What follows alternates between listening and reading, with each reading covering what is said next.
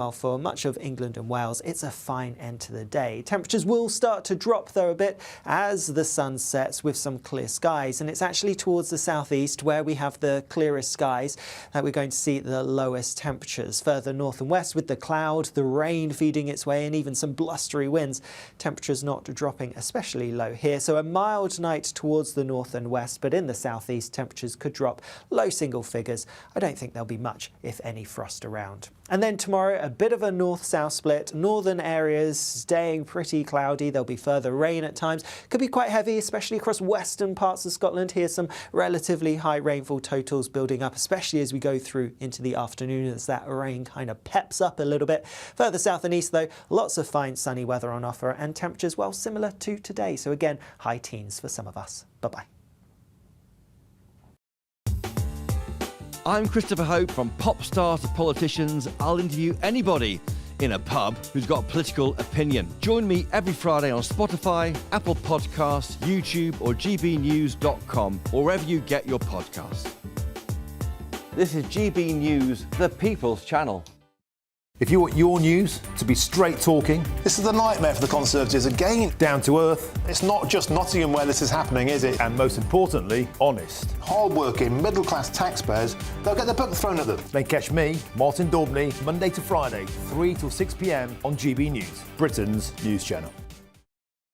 We're proud to be GB News, the People's Channel. And as you know, we always love to hear your views. Now, there's a new way of getting in touch with us at gbnews.com/yoursay. By commenting, you can be part of a live conversation and join our GB News community. You can even talk to me, Bev Turner, or any of the members of the GB News family.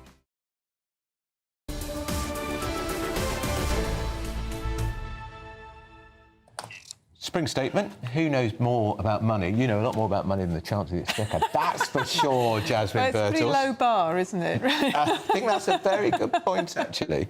Somebody made the point, said, well, as she used to be in, what was it, customer service. Yes. She ought to be able to have a good response, or be able to present a good face on this, but I don't think she was probably very good at customer service when she was at the bank. No, I think it was a bit of computer says no. I think that's probably, and she's got the voice for it as well. Yeah. But I think that, you know, she's already got her words out, you know, I've created stability. But what we're seeing, and I really, you know, I would like it to work. I would like for what she's doing to work, because we need to grow. We need to do so much in this country. But I don't see it. I don't see growth. I'm not hearing anything about growth. I have a lot of friends who have their own businesses. They're all worried. People are not spending money because they're worried. And as we know, next month, small businesses have extra money to pay. I mean, I run a small business. Yeah. You know, we've got extra national insurance to pay. The minimum wage is going up. Now, I'm very pro the minimum wage, but, you know, when you have it all at the same time, it's a huge problem. And lots of And of course, they lowered the threshold for national insurance kicking in as well, Jasmine, which is really hurting small businesses. Exactly, like yours. exactly. And yeah, if you've got a shop or, you know, some sort of physical presence, you've also got gas bills, council tax, well, you know, gas bills, water bills. You've got all sorts of bills coming at the same time. I really think there needs to be some coordination from the government, you know, when it comes to tax, and speaking also to the utilities companies, who should not be allowed to create these horrendous bills for people on a daily basis. I agree. OK, well, let's see what she's allowed to do this afternoon. Jasmine Birtles there from Money Magpie. Tom and Gloria are in Westminster for us. Good morning, just to you both. How are you doing? Oh, it's going to be a busy day, Bev. My goodness me. We've got on the one hand the Tories saying that this emergency budget, as they call it, is all about the terrible economic outlook, whereas the Labour Party say this is a spring statement and the global economic outlook has brought us to this position. And she won't speak for very long, which lends itself to it's a spring statement. So it's not the traditional red box thing outside number 11. Two important documents. It is the forecasts and the disability assessments. OK. All right. Thank you both. You could have £17,777 in tax-free cash to play with this spring. Cash to spend on anything you like. And if that wasn't enough, we're also going to give you not one, but two sought-after designer watches and the latest Mulberry handbag. How would winning that sound? For another chance to win the lot, text cash to 63232. One entry costs £2 plus one standard network rate message. Or text bonus to 63232. 5 entries cost £5 plus one standard network rate message. Go to gbnews.com/win. Entries start from just £2. Call 0903 681 3232. Calls cost £2 plus your network access charge. Or post your name and number to GB12 PO Box 8690 Derby DE1 9TT. UK only. Entrants must be 18 or over. Lines close at 6 p.m. on the 4th of April. Please check the closing time if listening or watching on demand. Good luck. It's Patrick Christie's Tonight, and here we do things differently. It's explaining the absolute madness of this, doesn't it? It's explosive. I mean, this is very good. It's lively. 850. Your government sat there, Sean, and it did nothing. It's controversial. And the Middle East has been in turmoil since before I was born. It's everything you need to kickstart your evening. Everyone's had their Weetabix tonight. I love to see it. That's Patrick Christie's Tonight, weeknights from 9 p.m. Only on GB News, the People's Channel, Britain's news channel. Hi, I'm Michelle Dewberry, and my show is your opportunity to cut through all the noise and dive in headfirst to some robust debates. Ideas clash. Situation, No, because the failure is... You're deliberately avoiding my point. Nothing's held back. And if you think this is the end of it, wait for more. And we do not shy away from the difficult stuff. Sometimes I want to shake people and say, if only you understood. So join me on Dubes & Co. weeknights at 6 p.m, only on GB News, Britain's news channel. This is Britain's Newsroom, where your voice matters. It's just astonishing. With expert analysis and honest opinion, we don't just keep you informed.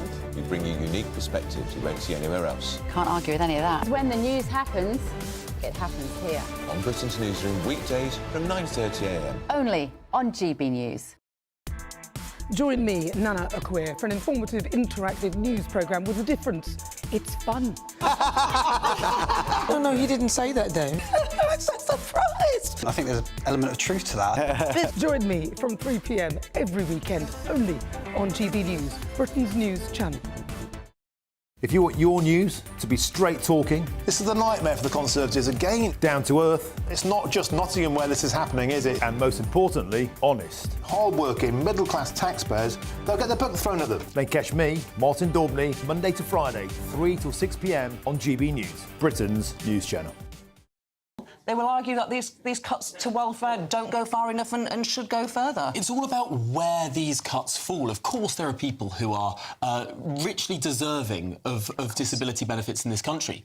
But frankly, of course, as in any system, there will be people who are taking the mick. There will be people who are getting these benefits who perhaps are best placed not getting these benefits. Maybe they're best on training programmes, getting them back into work rather than languishing out of work. And the numbers, the increase in the numbers since COVID, it's questionable, isn't it? It doesn't... What has caused this? Because it's not happened in lots of other countries, that this big increase in we were getting benefits. Tens of thousands claiming each year. Now we're getting hundreds of thousands of extra claims. And Labour say, look, with the Party of Work... Now it's Prime Minister's question times. There's the Prime Minister. £2 million for 18,000 affordable homes for working families, 60,000 young people being trained, the next generation of construction workers, and fixing millions of potholes. We're undoing a decade of stagnation, delivering jobs and opportunities for working people and securing Britain's future.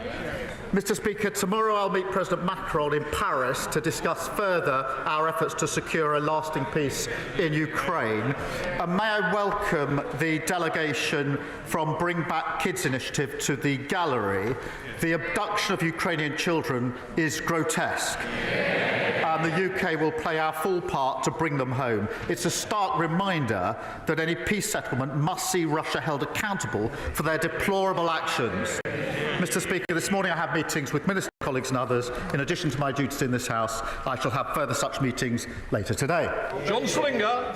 Thank you, Mr. Speaker. Under this Labour government, NHS waiting lists are down 5 months in a row. And the Hospital of St Cross in my constituency of Rugby is playing its part.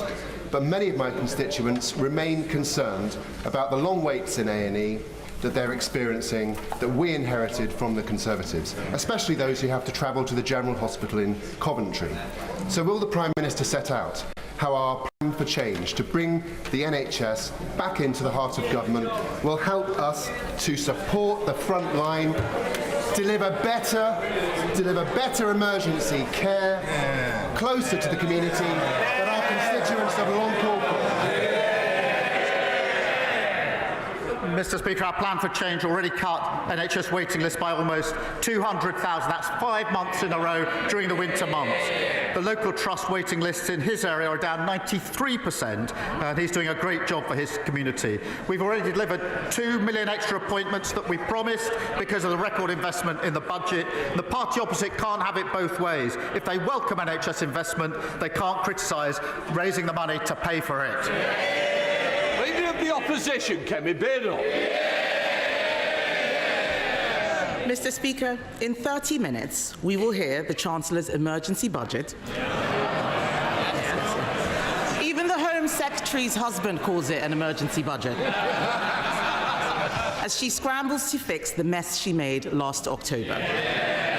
But first, let's turn to another government minister who is making a mess of her brief, the Education Secretary. Why did Labour MPs vote against banning phones in schools last week? Prime Minister. Because it's completely unnecessary. I've got teenage children. Almost every school bans phones in school. They do it already. We need to concentrate on what's really important here, which is getting to the content that children shouldn't be accessing. That's where I would genuinely like to work across the House, because I think there's a huge amount of work to do. But the battle is not with schools that are already banning phones in school. The battle, and this is an important emerging battle, is to work together to ensure that we can ensure that the content that children are accessing, wherever they are, is suitable for their age. Mr. Speaker, we can look at the content, but if the ban is unnecessary, then why is it that they've started a review? Just last week, his Education Secretary called a ban a bit gimmick, yet teachers and head teachers say the evidence already shows that schools that ban phones get better results. And he's wrong. Not all schools do this. Only 1 in 10 schools are smartphone free. So will he U-turn on this? We need to ensure that all schools do this, but the vast majority do. Look, it is really important that we focus on the battle we have to have with mobile phones, which is the content that children are able to access.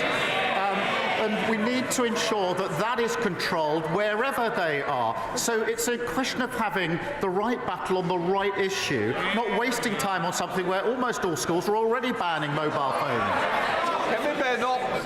Mr. Speaker, I'm surprised that the Prime Minister would say this. His own government evidence says that phones disrupt nearly half of GCSE classes every single day. Discipline is the #1 issue in many schools.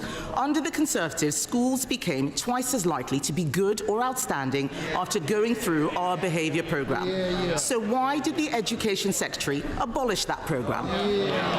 Prime Minister. Mr. Speaker, she talks about the record of the last government.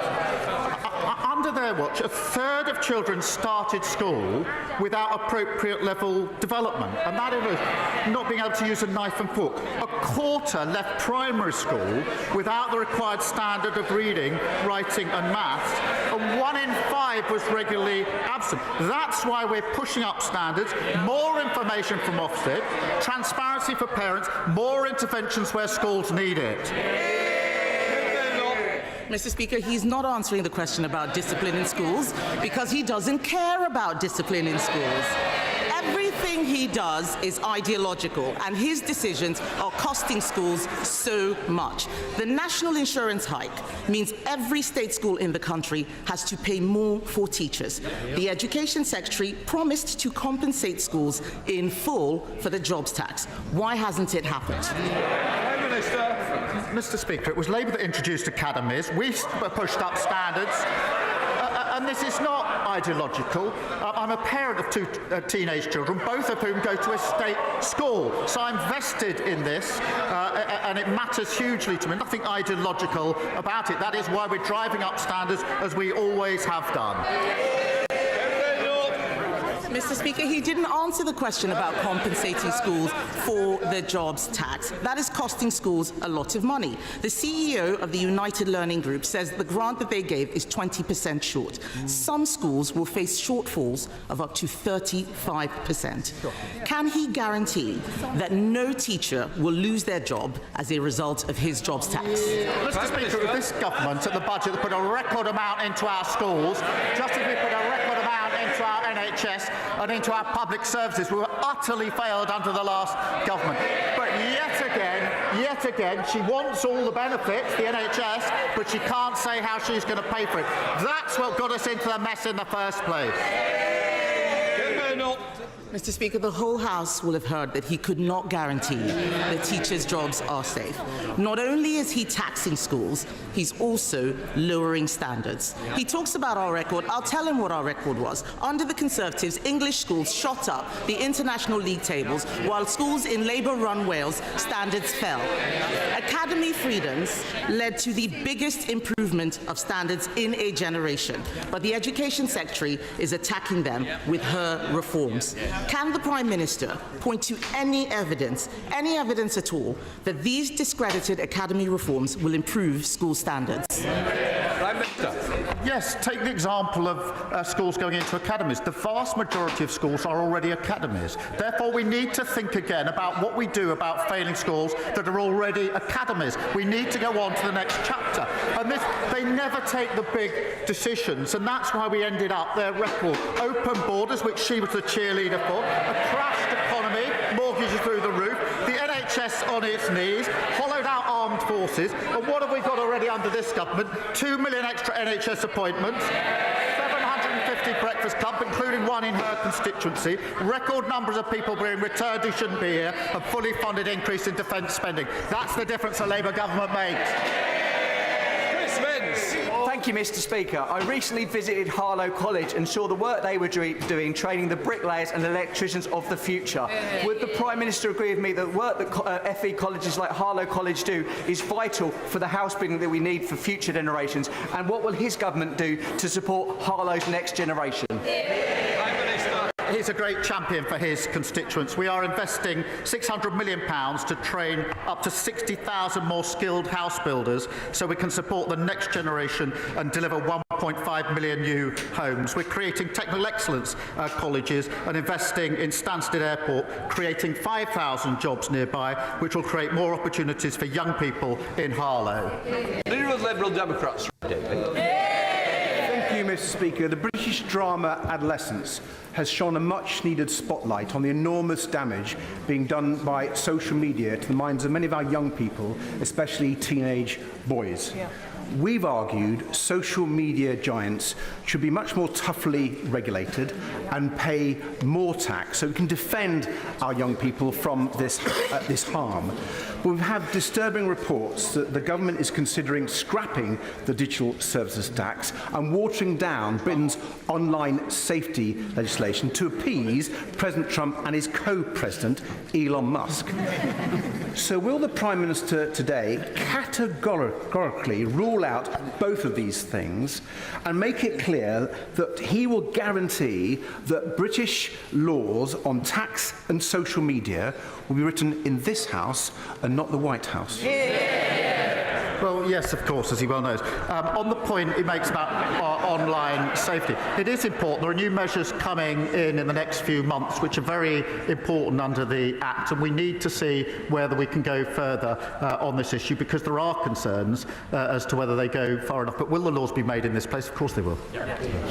David. Well, I'm grateful for the Prime Minister's reply on the social media laws, but he didn't answer the point on the digital services tax, and we will come back to that.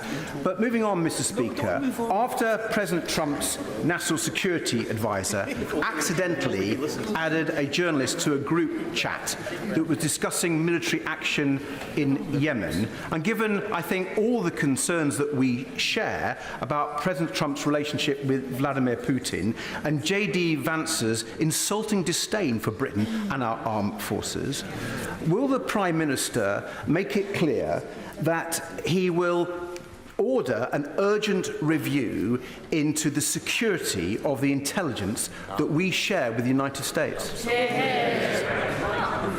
Mr. Speaker, we work with the United States on a daily basis, and I think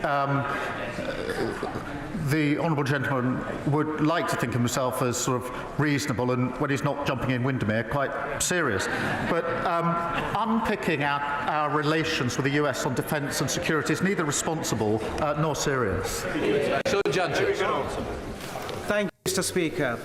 Medina from Lyminge in my constituency is registered blind, and she recently told me how she had been failed by the broken social security system left behind by the Conservatives.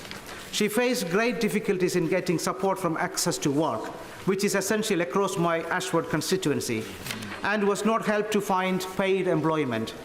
It is so important that disabled people who want to work are supported to do so. What is the Prime Minister's message to Medina and others like her who have been abandoned and shut out of employment for far too long? Every person should have the right to work, and we will always protect the most severely disabled and those with lifelong health conditions. For Medina and the 200,000 others like her who can work and want to work, we need to support them. And that's why we're investing £1 billion in personalised tailoring employment programmes and introducing the right to try work guarantee. The party opposite presided over a failed system that didn't help them and then blamed them. We will never do that.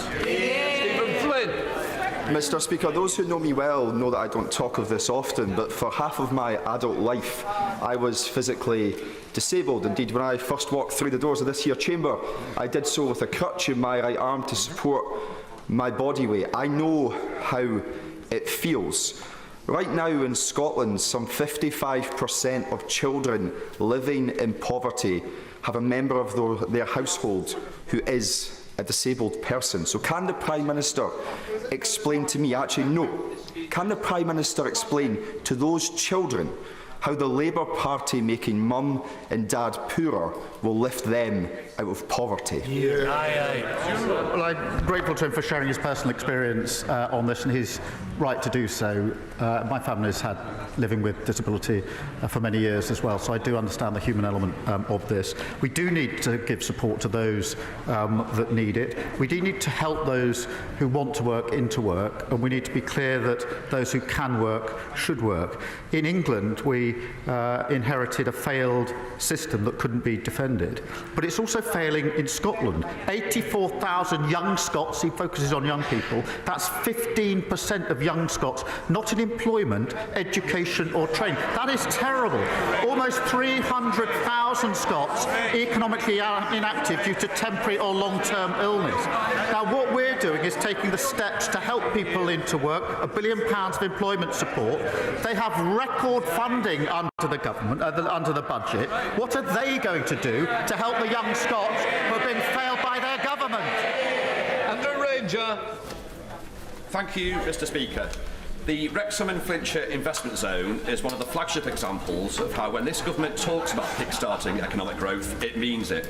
This £160 million plan will breathe new life into the local economy, create 6,000 good local jobs, meaning that for young people in Wrexham, they will be able to find more opportunities on their doorstep.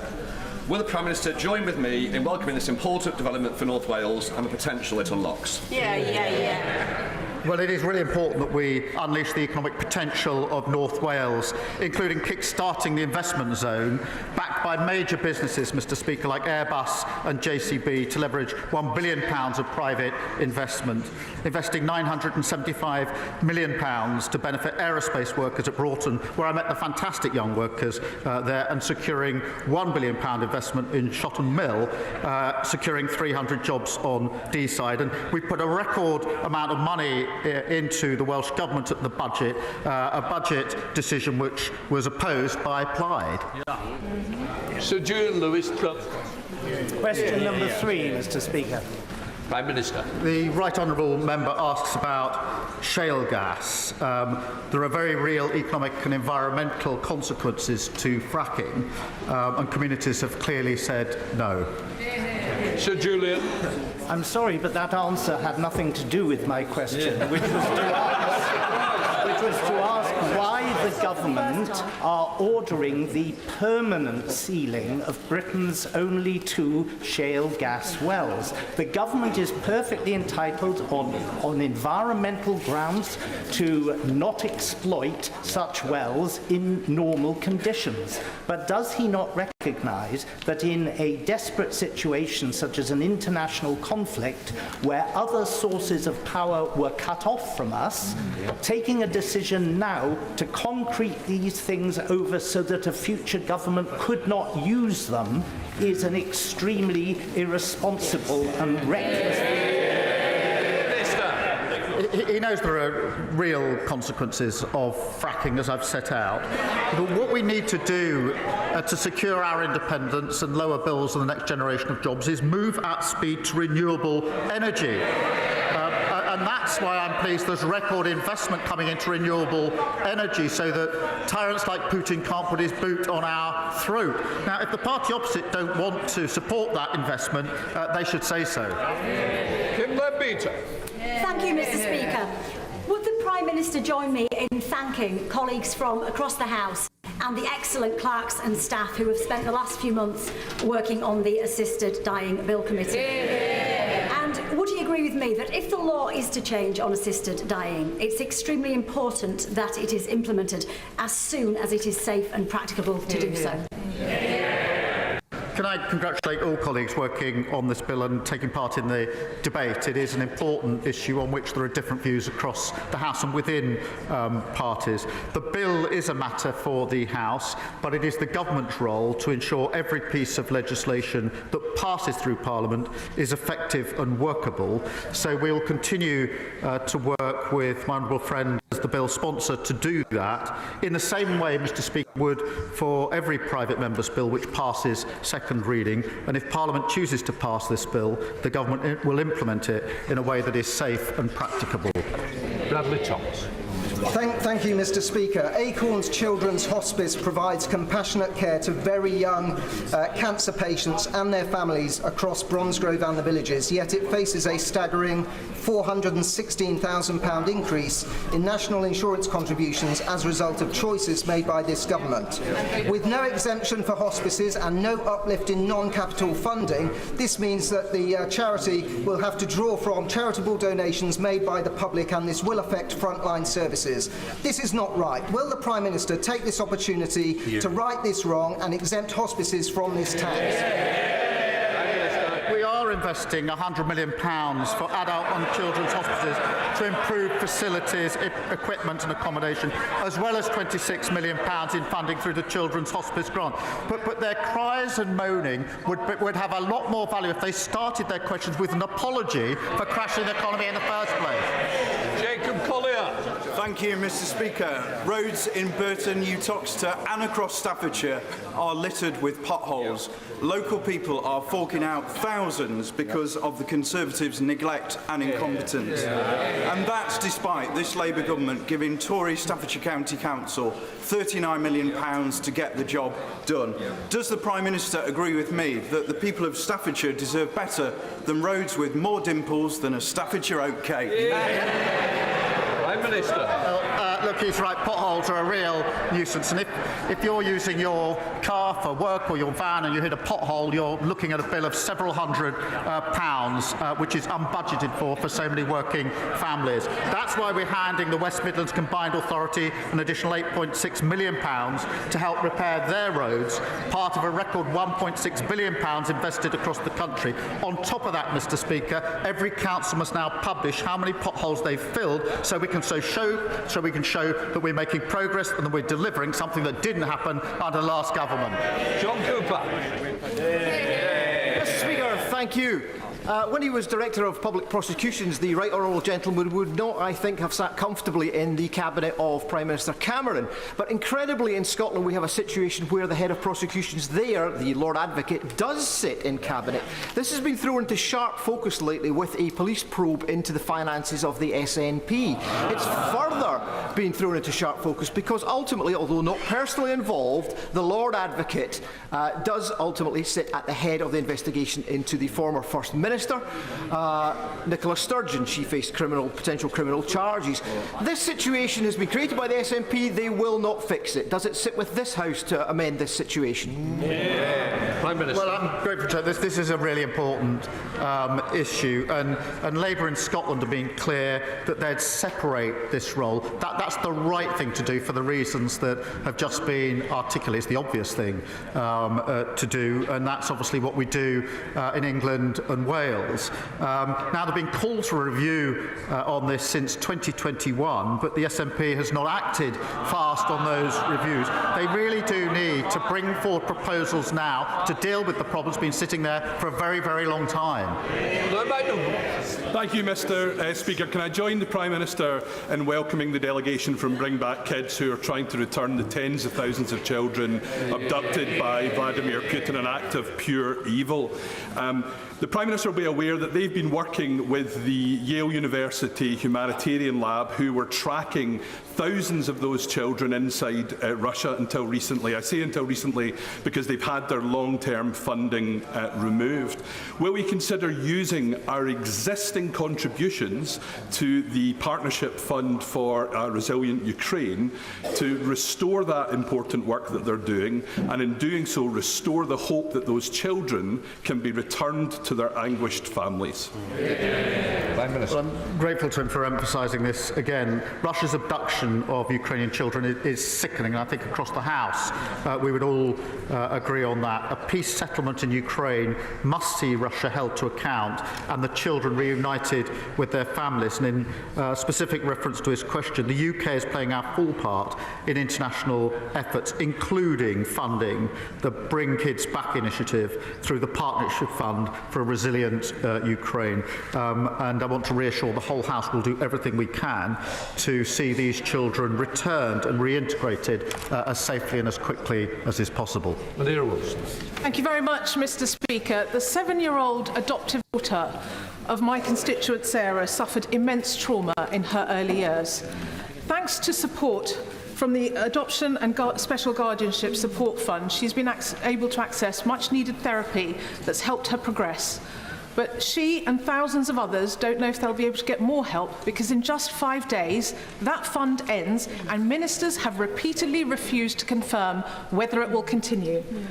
So can the Prime Minister give a cast-iron guarantee to vulnerable children, adoptive parents and kinship carers that he won't cut this fund, and so that, in Sarah's words, she can give her daughter the absolute best second chance in life she deserves? Well, we'll set out details just as soon as we can on the basis of the principles that I set out earlier. The scheme overall, in terms of welfare, is not defendable on terms, but it must be a scheme that supports those that need it, and the details will be set out. Thank you very much, Mr. Speaker. While our nation was being engulfed last year by racist riots in Slough, Christians, Hindus, Jews, Sikhs, people of faith and no faith openly declared that if anybody tried to attack a mosque in our town, we'd stand in solidarity with our local Muslim community to protect it. However, since then, many have become more fearful with a rise in Islamophobic attacks, including this month at a mosque in Aberdeen. So can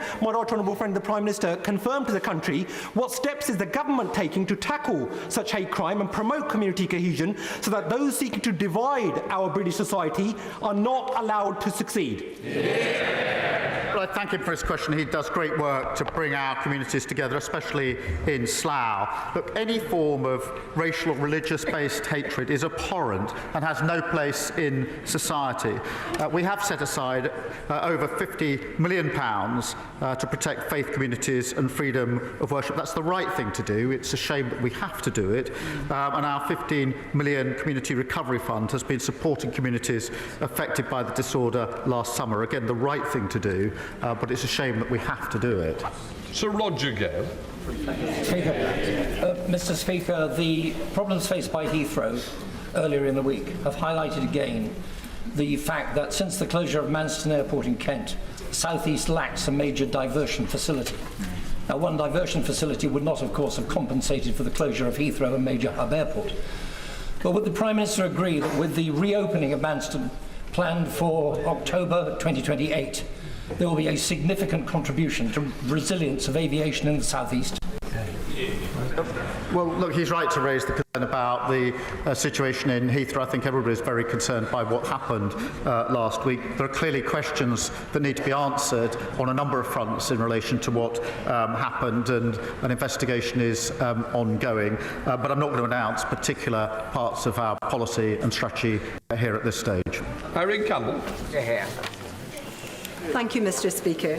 In my constituency of North Ayrshire and Arran, the SNP ferry fiasco is having a devastating social and economic impact on our Drossen and the Isle of Arran.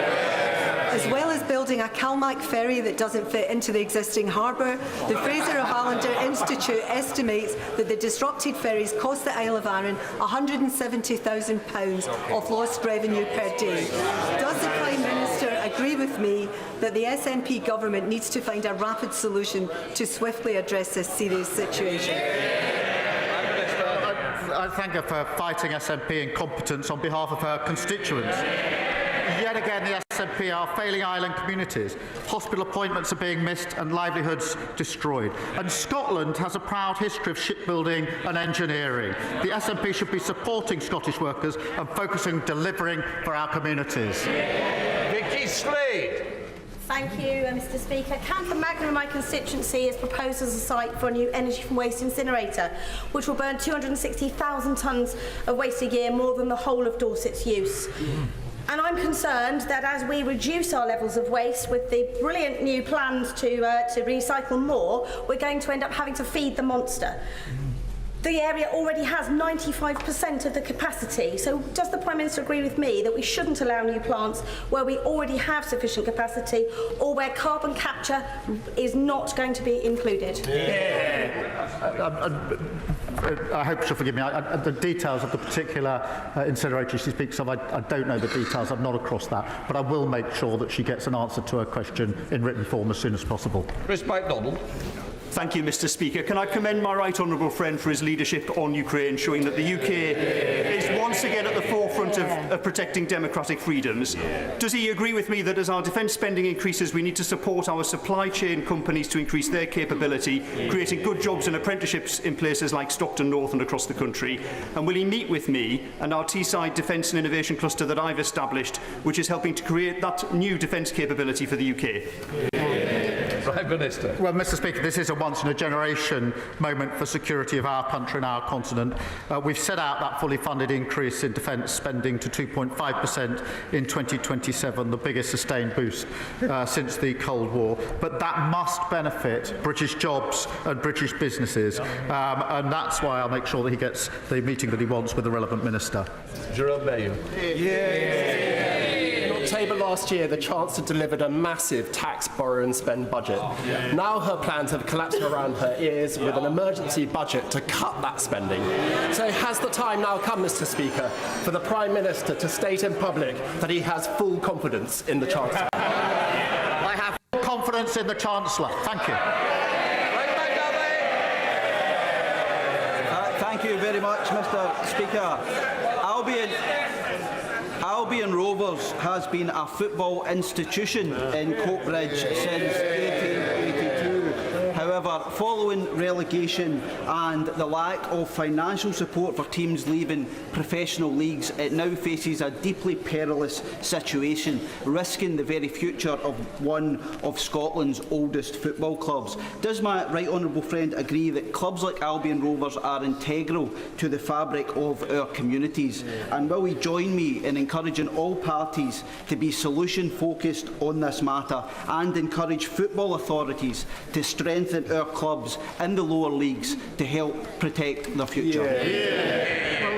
he's a superb local champion, and regardless of which club any of us support, they share a love of the game, and they are at the heart of our communities, and Albion Rovers is exactly that, a huge point of local pride, and I'd encourage all efforts to secure the future of the club.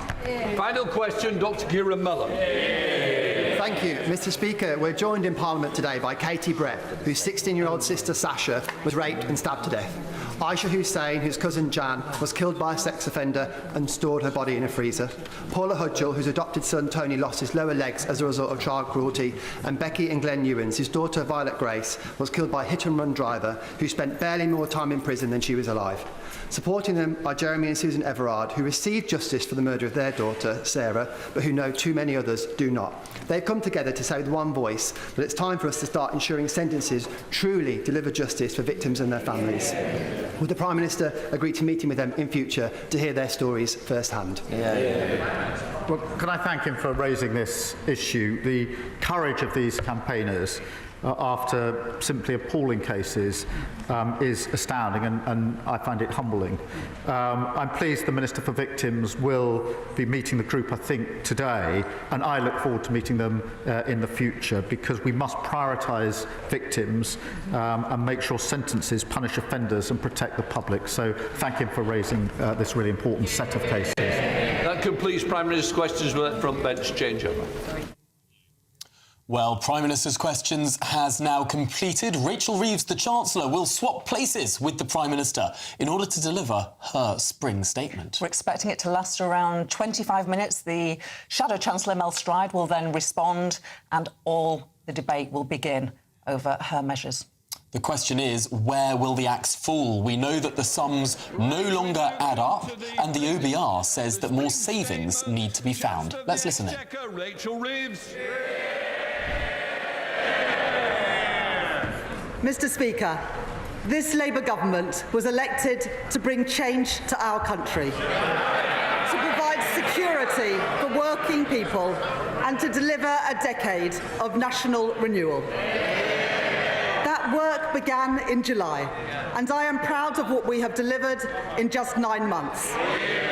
Restoring stability to our public finances, giving the Bank of England the foundation to cut interest rates 3 times since the general election, rebuilding our public services with record investment in our NHS, bringing waiting lists down for 5 months in a row, and increasing the national living wage to give 3 million people a pay rise from next week. Now our task is to secure Britain's future in a world that is changing before our eyes. The threat facing our continent was transformed when Putin invaded Ukraine. It has since escalated further and will continue to evolve rapidly. At the same time, the global economy has become more uncertain, bringing insecurity at home as trading patterns become more unstable and borrowing costs rise for many major economies. Mr. Speaker, the job of a responsible government is not simply to watch this change. This moment demands an active government, a government not stepping back, but stepping up. A government on the side of working people, helping Britain to reach its potential. And Mr. Speaker, we have the strength to do just that. As one of the world's largest economies, an ally to trading partners across the globe, and a hub for global innovation. These strengths and the progress that we have made so far mean that we can act quickly and decisively in a more uncertain world to secure Britain's future and to deliver prosperity for working people. Mr. Speaker, as I set out at the budget last year, I am today returning to the House to provide an update on our public finances, supported by a new forecast from the Independent Office for Budget Responsibility. Ahead of a full spending review in June, I will then return to the House in the autumn to deliver a budget in line with our commitment to deliver just one major fiscal event a year. So let me now turn to the OBR's forecasts. And I want to thank Richard Hughes and his team for their dedicated work.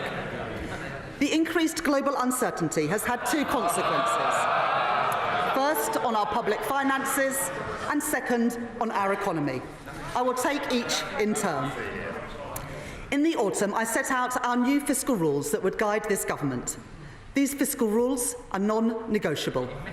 They are the embodiment of this government's unwavering commitment to bring stability to our economy and to ensure security for working people. Because the British people have seen what happens when a government borrows beyond their means.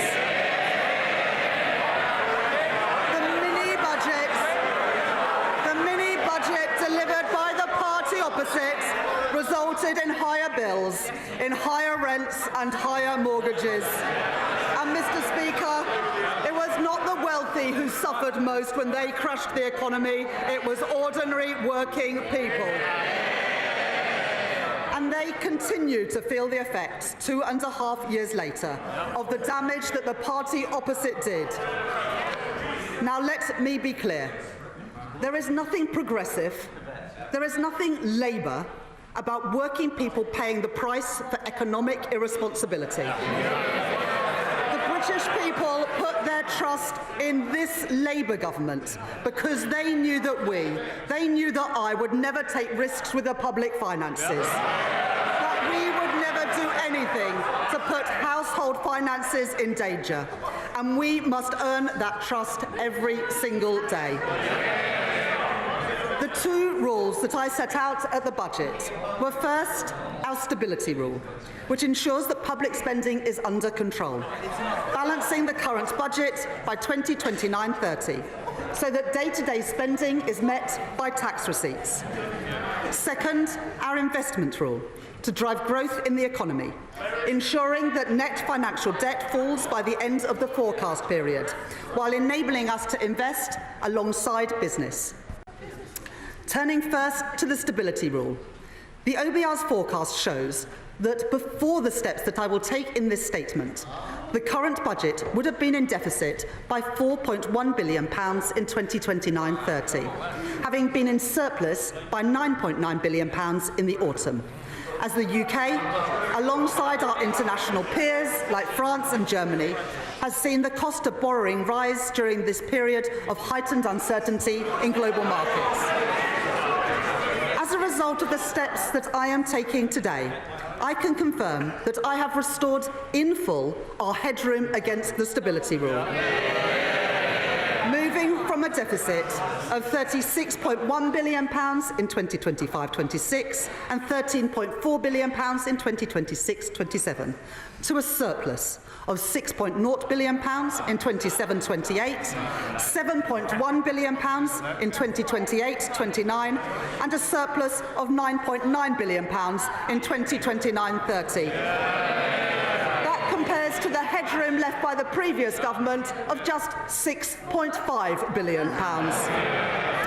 That means we are continuing to meet the stability rule 2 years early, building resilience to shocks in this, a more uncertain world. The OBR forecast that the investment rule is also met 2 years early, with net financial debt of 82.9% of GDP in 25-26 and 83.5% in 26-27, before falling to 83.4% in 27-28, in 83.2% in 2028-29, and then to 82.7% in 2029-30, providing headroom of £15.1 billion in the final year of the forecast, broadly unchanged from the autumn. After the last government doubled the national debt interest, after they doubled the national debt interest payments now stand at £105.2 billion this year. Mr. Speaker, that is more than we allocate to Defence, the Home Office and the Ministry of Justice combined. That is the legacy of the party opposite. So the responsible choice is to reduce our levels of debt and borrowing in the years ahead, so that we can spend more on the priorities of working people, and that is exactly what this government will do. Mr. Speaker, I said that our fiscal rules were non-negotiable, and I meant it. I will always deliver economic stability, and I will always put working people first. I said it at the election, I said it at the budget, and I say it again today. Let me now set out the steps that the government has taken. At the budget, we protected working people by keeping our promise not to raise their rates of national insurance, income tax or VAT. At the same time, we began to rebuild our public services after the party opposite left a £22 billion black hole in our public finances. Ours were the right choices for stability and the right choices for renewal, funded by the decisions that we took on tax. As I promised in the autumn, this statement does not contain any further tax increases. But when working people are paying their taxes while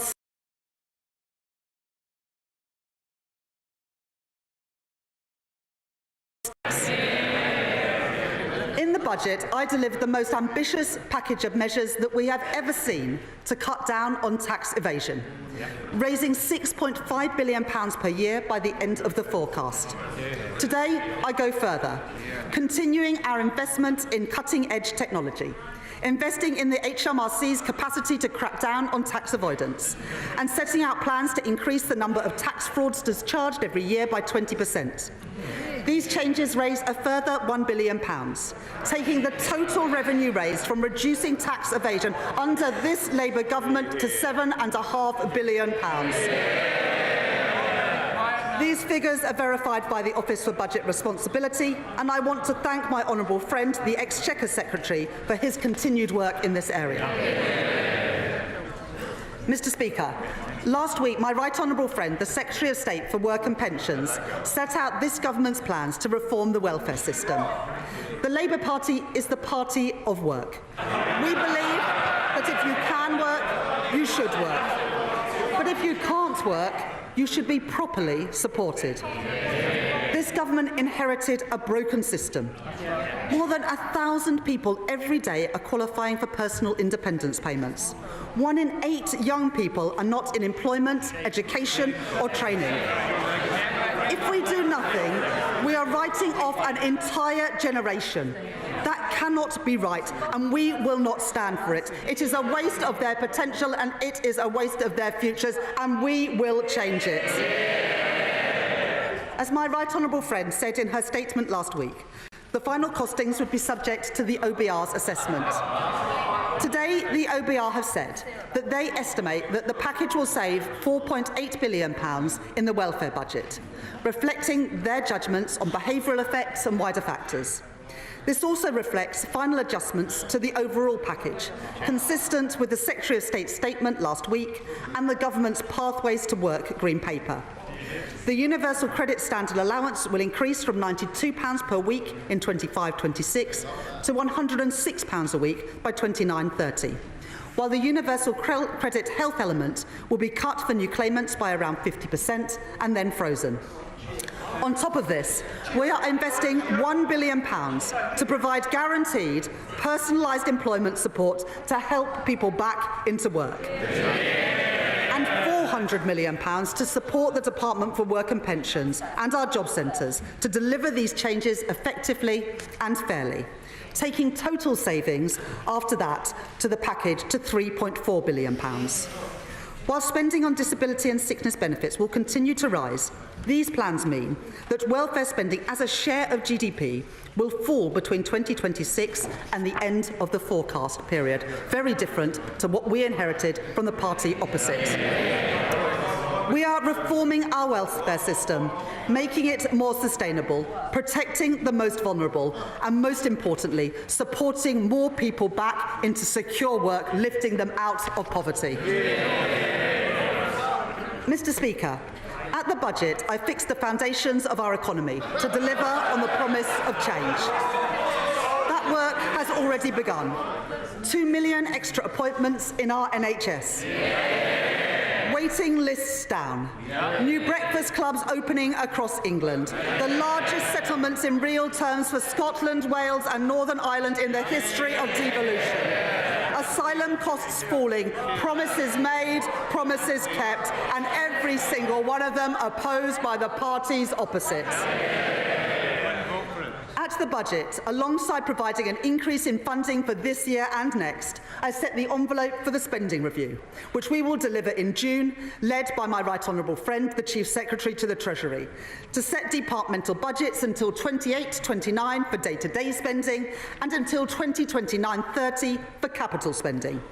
Today, I'm reflecting two steps that we have taken on our spending plans. First, because we are living in an uncertain world, as the Prime Minister has set out, we will increase defence spending to 2.5% of GDP, reducing overseas aid to 0.3% of gross national income. This means we save £2.6 billion in day-to-day spending in 2020 and 30 to fund our more capital-intensive defence commitments. Second, in recent months, we have begun to fundamentally reform the British state, driving efficiency and productivity across government, to deliver tangible savings and improve services across our country. Earlier the Prime Minister set out plans to abolish the arm's-length body NHS England and ensure that that money goes directly to improving the service for patients. My right honourable friend, the Health Secretary, is driving forward vital reforms to increase NHS productivity, bearing down on costly agency spend to save money so that we can improve patient care. And my right honourable friend, the Chancellor of the Duchy of Lancaster, is taking forward work to significantly reduce the costs of running government by 15%, worth £2 billion by the end of the decade. This work shows that we can make our state leaner and more agile, delivering more resources to the front line, while ensuring that we control day-to-day spending to meet our fiscal rules. Today, I build on that work by bringing forward £3.25 billion of investment to deliver the reforms that our public services need through a new transformation fund. That is money brought forward now to bring down the costs of running government by the end of the forecast period, by making public services more efficient, more productive and more focused on the user.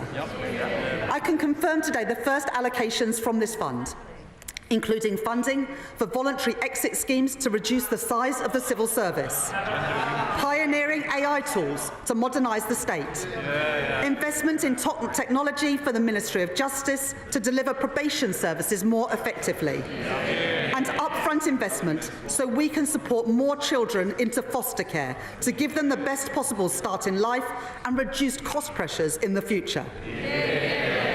Our work to make government leaner, more productive and more efficient will help deliver a further £3.5 billion of day-to-day savings by 2029-30. Overall, day-to-day spending will be reduced by £6.1 billion in 2029-30, and it will now grow by an average of 1.2% a year above inflation, compared to 1.3% in the autumn. Mr. Speaker, I can confirm to the House that day-to-day spending will increase in real terms above inflation in every single year of the forecast. And in the spending review, apart from the reductions in overseas aid, day-to-day spending across government has been fully protected. I can also confirm our approach to capital investment. In the autumn budget, I announced £100 billion of additional capital spending to crowd in investment from the private sector, to fix our crumbling infrastructure, and to create jobs in every corner of our country. Today, I am not cutting capital spending, as the party opposite did time and time again, because that choked off growth, and it left our school roofs literally crumbling. That was the wrong choice. It was the irresponsible choice. It was the Tory choice. Today, I am instead increasing capital spending by an average of £2 billion per year compared with the autumn, to drive growth in our economy and to deliver in full our vital commitments on defence. This government will ensure that every pound we spend will deliver for the British people by increasing productivity, driving growth in our economy and improving our frontline public services. Mr. Speaker, let me turn now to the impact of increased uncertainty on our economy. To deliver economic stability, we must work closely with the Bank of England, supporting the Independent Monetary Policy Committee to meet their 2% inflation target. There have been 3 interest rate cuts since the general election, and today's data showed that inflation fell in February. Having peaked at 11% under the previous government, the OBR forecast that CPI inflation will average 3.2% this year before falling rapidly to 2.1% in 2026 and meeting the 2% target from 2027 onwards. Families and businesses the security that they need and providing our economy with the stable platform it needs to grow. Mr. Speaker, earlier this month, the OECD downgraded this year's growth forecast for every G7 economy, including the UK. And the OBR have today revised down our growth forecast for 2025, from 2% in the autumn to 1% today. I am not satisfied with these numbers, and that is why we on this side of the House are serious about taking the action needed to grow our economy. Backing the builders, not the blockers, with a 3rd runway at Heathrow Airport and the Planning and Infrastructure Bill. Increasing investment with reforms to our pension system and a new National Wealth Fund. And tearing down regulatory barriers in every sector of our economy. That is a serious plan for growth. That is a serious plan to improve living standards. That is a serious plan to renew our country. Mr. Speaker, a changing world presents challenges, but it also presents new opportunities for new jobs and new contracts in our world-class defence industrial centres, from Belfast to Deeside and from Plymouth to Rosyth. In February, the Prime Minister set out our government's commitment to increase spending on defence to 2.5% of GDP from April 2027, the biggest sustained increase in defence spending since the end of the Cold War, with an ambition to spend 3% of GDP on defence in the next Parliament. That was the right decision in a more insecure world, putting an extra £6.4 billion into defence spending by 2027. But we have to move quickly in this changing world, and that starts with investment. So today I can confirm that I will provide an additional £2.2 billion for the Ministry of Defence in the next financial year, a further down payment on our plans to deliver 2.5% of GDP by 2027. This additional investment is not just about increasing our national security, but increasing our economic security too. As defence spending rises, I want the whole country to feel its benefits. So I will now set out the immediate steps that we are taking to boost Britain's defence industry and to make the UK a defence industrial superpower. We will spend a minimum of 10% of the Ministry of Defence's equipment budget on new novel technologies, including drones and AI-enabled technology. Driving forward advanced manufacturing production in places like Glasgow, in Derby and in Newport. Creating demand for highly skilled engineers and scientists, and delivering new business opportunities for UK tech firms and startups. We will establish a protected budget of £400 million within the Ministry of Defence, a budget that will rise over time for UK defence innovation, with a clear mandate to bring innovative technology to the front line at speed. And we will reform our broken defence procurement system, making it quicker, more agile and more streamlined, and giving small businesses across the UK better access to Ministry of Defence contracts, something welcomed by the Federation of Small Businesses. We will take forward our plan for Barrow, a town at the heart of our nuclear security, working with my honourable friend, the member for Barrow and Furness, and providing £200 million, supporting the creation of thousands of jobs there. We will regenerate Portsmouth Naval Base, securing its future, as called for by my honourable friend, the member for Portsmouth South. We will secure better homes for thousands of military families, the homes that they deserve denied to them by the previous governments. Homes for our military families in constituencies of my honourable friends for Plymouth Moorview, Plymouth Sutton and Devonport, York Outer and in Aldershot. That is the difference that this Labour government is making. Finally, Mr Speaker, we will provide £2 billion of increased capacity for UK export finance to provide loans for overseas buyers of UK defence goods and services, because I want to do more with our defence budget so we can buy and make and sell things here in Britain. Giving further opportunities for our world-leading defence companies and those who work in them to grow and create jobs here in Britain as military spending rightly increases all across Europe. To oversee all of this vital work, my right honourable friend, the Defence Secretary, and I will establish a new Defence Growth Board to maximise the benefits from every pound of taxpayers' money that we spend. And we will put defence at the heart of our modern industrial strategy to drive innovation that can deliver huge benefits back into the British economy.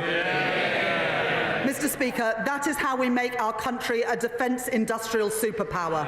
So the skills of the future, the jobs of the future and the opportunities of the future can be found right here in the United Kingdom. Mr Speaker, as the previous government learned to their detriment, there are no shortcuts to economic growth. It will take long-term decisions. It will take hard yards. It will take time for the reforms that we are introducing to be felt in the everyday economy. It is right that the Office for Budget Responsibility consider the evidence and look carefully at measures before recognising a growth impact in their forecast. But, Mr Speaker, I can announce to the House that the OBR have considered and have scored one of the central planks of our plan for growth. In my first week as Chancellor, I announced that we were pursuing the most ambitious set of planning reforms in decades to get Britain building again. And in December, we published changes to the National Planning Policy Framework, driven forward tirelessly by my right honourable friend, the Deputy Prime Minister. Reintroducing mandatory housing targets and bringing grey belt land into scope. The OBR have today concluded that these reforms will permanently increase the level of real GDP. By 0.2% in 29-30, an additional £6.8 billion for our economy. And by 0.4% of GDP within 10 years, an additional £15.1 billion in our British economy. Mr Speaker, that is the biggest positive growth impact that the OBR have ever reflected in their forecast for a policy with no fiscal cost. And taken together with our plans to increase capital spending that we set out in the budget last year, this government's policies will increase the level of real GDP by 0.6% in the next 10 years. Mr Speaker, that is the difference that this Labour government is making. Policies to grow our economy. Promises by a Labour government, delivered by a Labour government, opposed by the parties opposite. Mr Speaker, the planning system that we inherited was far too slow.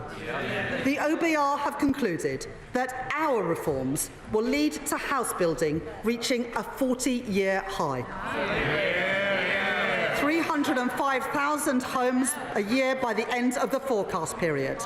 And changes to the National Planning Policy Framework alone will help build over 1.3 million homes in the UK over the next 5 years.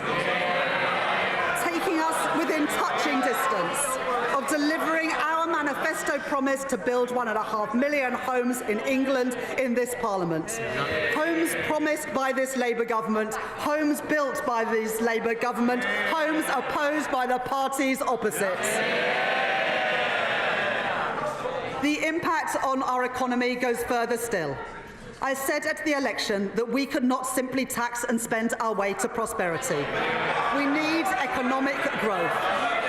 So I can today confirm that the effect of our growth policies, including our planning reforms, means an additional £3.4 billion to support our public finances and our public services by 2029-30. The proceeds of growth promised by this Labour government, delivered by this Labour government, opposed by the parties opposite. Mr. Speaker, earlier this week, we provided an additional £2 billion of investment in social and affordable homes next year, delivering up to 18,000 new homes and allowing local areas to bid for new development across our country, including sites in Thanet, in Sunderland and in Swindon. More security for families across our country, promised by this Labour government, delivered by this Labour government and opposed by the parties opposite. And to build these new homes, we need people with the right skills. Earlier this week, my right honourable friend, the Education Secretary, announced more than £600 million to train up 60,000 more construction workers, including with 10 new technical excellence colleges across every region of our country, giving working people the chance to fulfil their potential. New opportunities for our young people, promised by this Labour government, delivered by this Labour government, opposed by the parties opposite. Mr. Speaker, all this is just the start. The Planning and Infrastructure Bill passed its second reading on Monday. No thanks to the parties opposite. Once this bill completes its passage, it will help deliver the homes and infrastructure our country badly needs. And I say to the parties opposite, the British people will be watching. Because if the parties opposite don't support these reforms, let us be clear about what that means. They are opposing economic growth. They are opposing more homes for families. They are opposing good jobs across our country. We on this side are clear about whose side we are on. The parties opposite must decide too. This Labour government is taking the right decisions now to secure Britain's future. And today I can confirm to the House that the OBR have upgraded their growth forecast next year and every single year thereafter.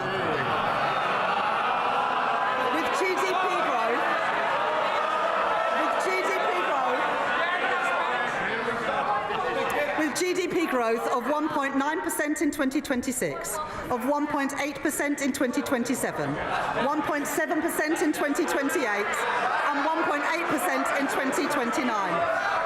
Mr. Speaker, by the end of the forecast, our economy is larger compared to the OBR's forecast at the time of the budget. That is the difference that this Labour government is making. But, Mr. Speaker, this isn't just about lines on a graph. It's about improving people's lives. Working people are still feeling the pinch after a cost of living crisis caused by the party opposite that caused interest rates and inflation to go through the roof. So I am pleased that the OBR confirmed today that real household disposable income will now grow this year at almost twice the rate expected in the autumn. Compared to the forecast in the final budget delivered by the party opposite, and after taking into account inflation, the OBR say today that people will be, on average, over £500 a year better off under this Labour government. That will mean more money in the pockets of working people, higher living standards promised by this Labour government, delivered by this Labour government, opposed by the parties opposite. Mr. Speaker, the world is changing. We can see that and we can feel it. A changing world demands a government that is on the side of working people, acting in their interest, acting in the national interest, not retreating from challenges, not stepping back, but a government with the courage to step up, to secure Britain's future, and to seize the opportunities that are out there before us. I am impatient for change. The British people are impatient for change after 14 years of failure. And we are beginning to see change happen. Our plan for change is working. Defence spending is rising. Waiting lists are falling. Wages are up. Interest rates are cut. That is the difference that this Labour government is making. And today, Mr. Speaker, the OBR confirm that our plan to get Britain building will drive growth in our economy and put more money in people's pockets. There are no quick fixes, but we have taken the right choices, returning stability to our economy after years of mismanagement by the party opposite, delivering security for our country and security for working people. That is what drives this government. That is what drives me as Chancellor. That is what drives the choices that I have set out today, and I commend this statement to the House. Shadow Chancellor Mel Stride. Mr. Speaker, at the last budget, the Right Honourable Lady said that she would bring stability to the public finances.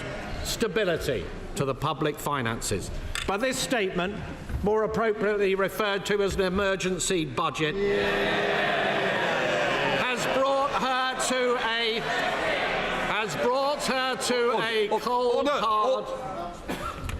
Can I just say to you, quite rightly I want to hear to the Chancellor. I know I want to hear the Shadow Chancellor. I don't need any help. Thank you, Mr. Speaker. This emergency budget, Mr. Speaker, has brought the Right Honourable Lady to a cold, hard reckoning. She has become very fond recently to talk about the world having changed. Well, indeed it has, Mr. Speaker.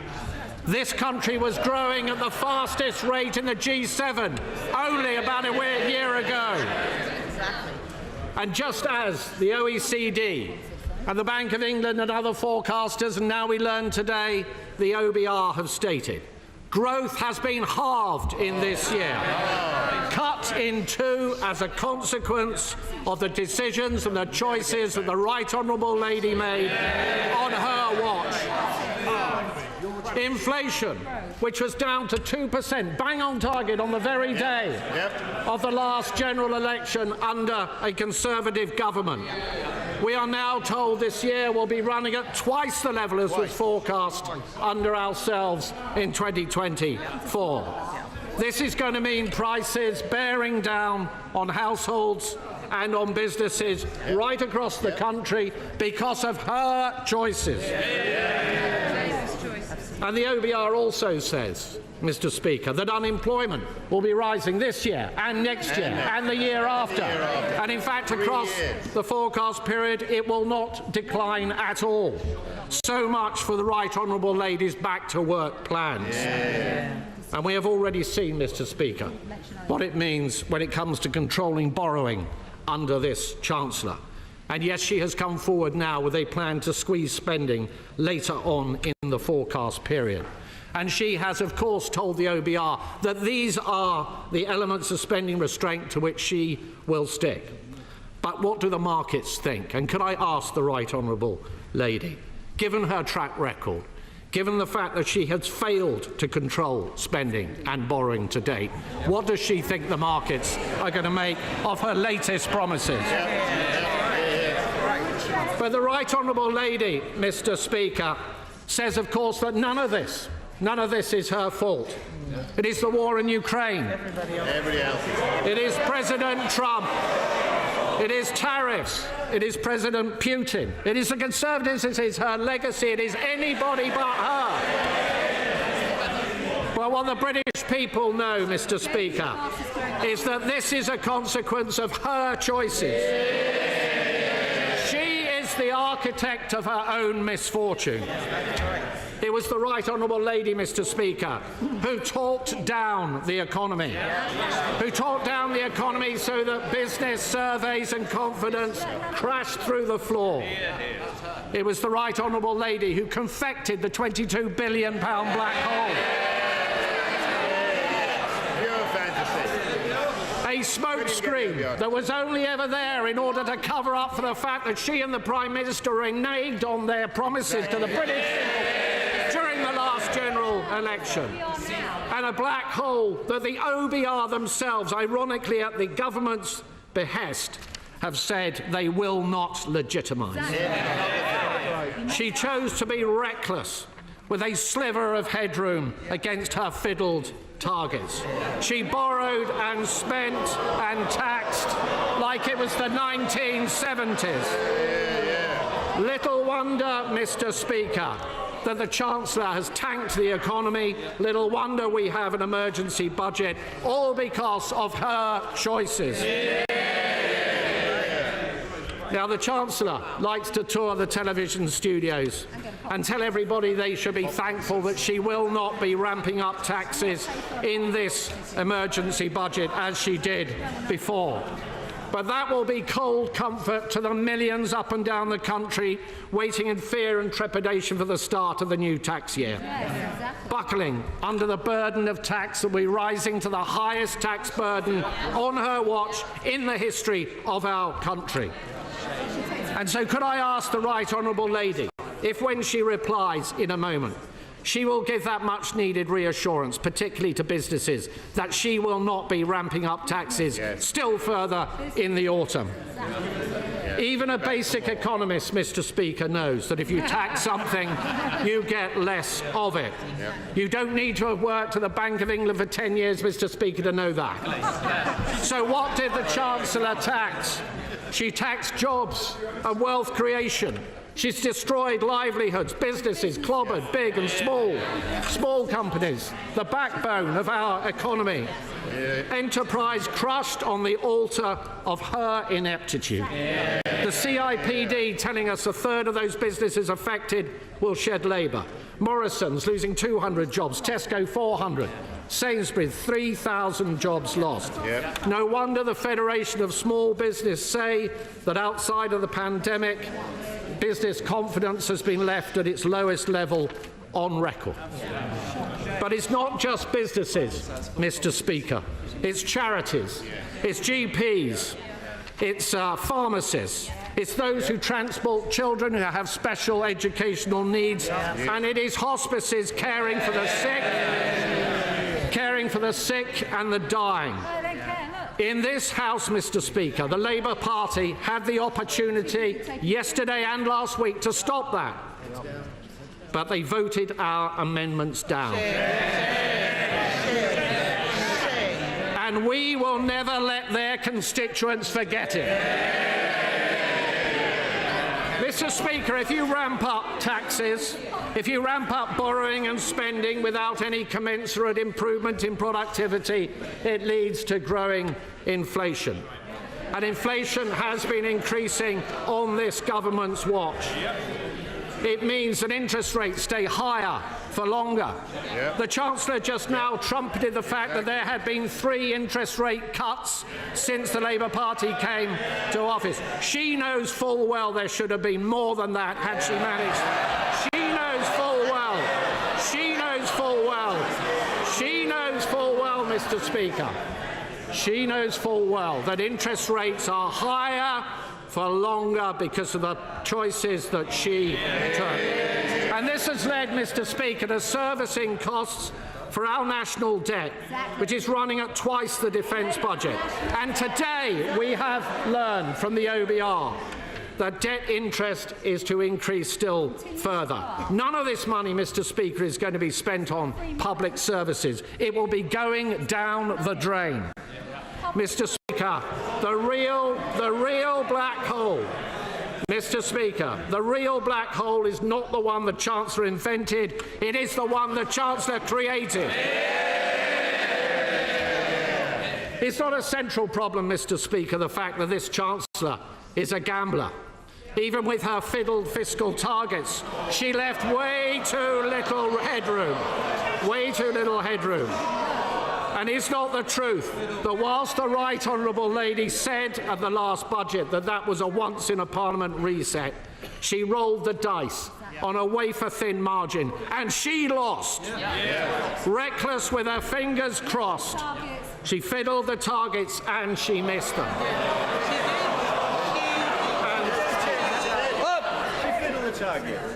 I'm not sure about the language we use. I think there are better words and more constructive words the Shadow Chancellor would prefer to use. And can I just point out, thank you, Mr.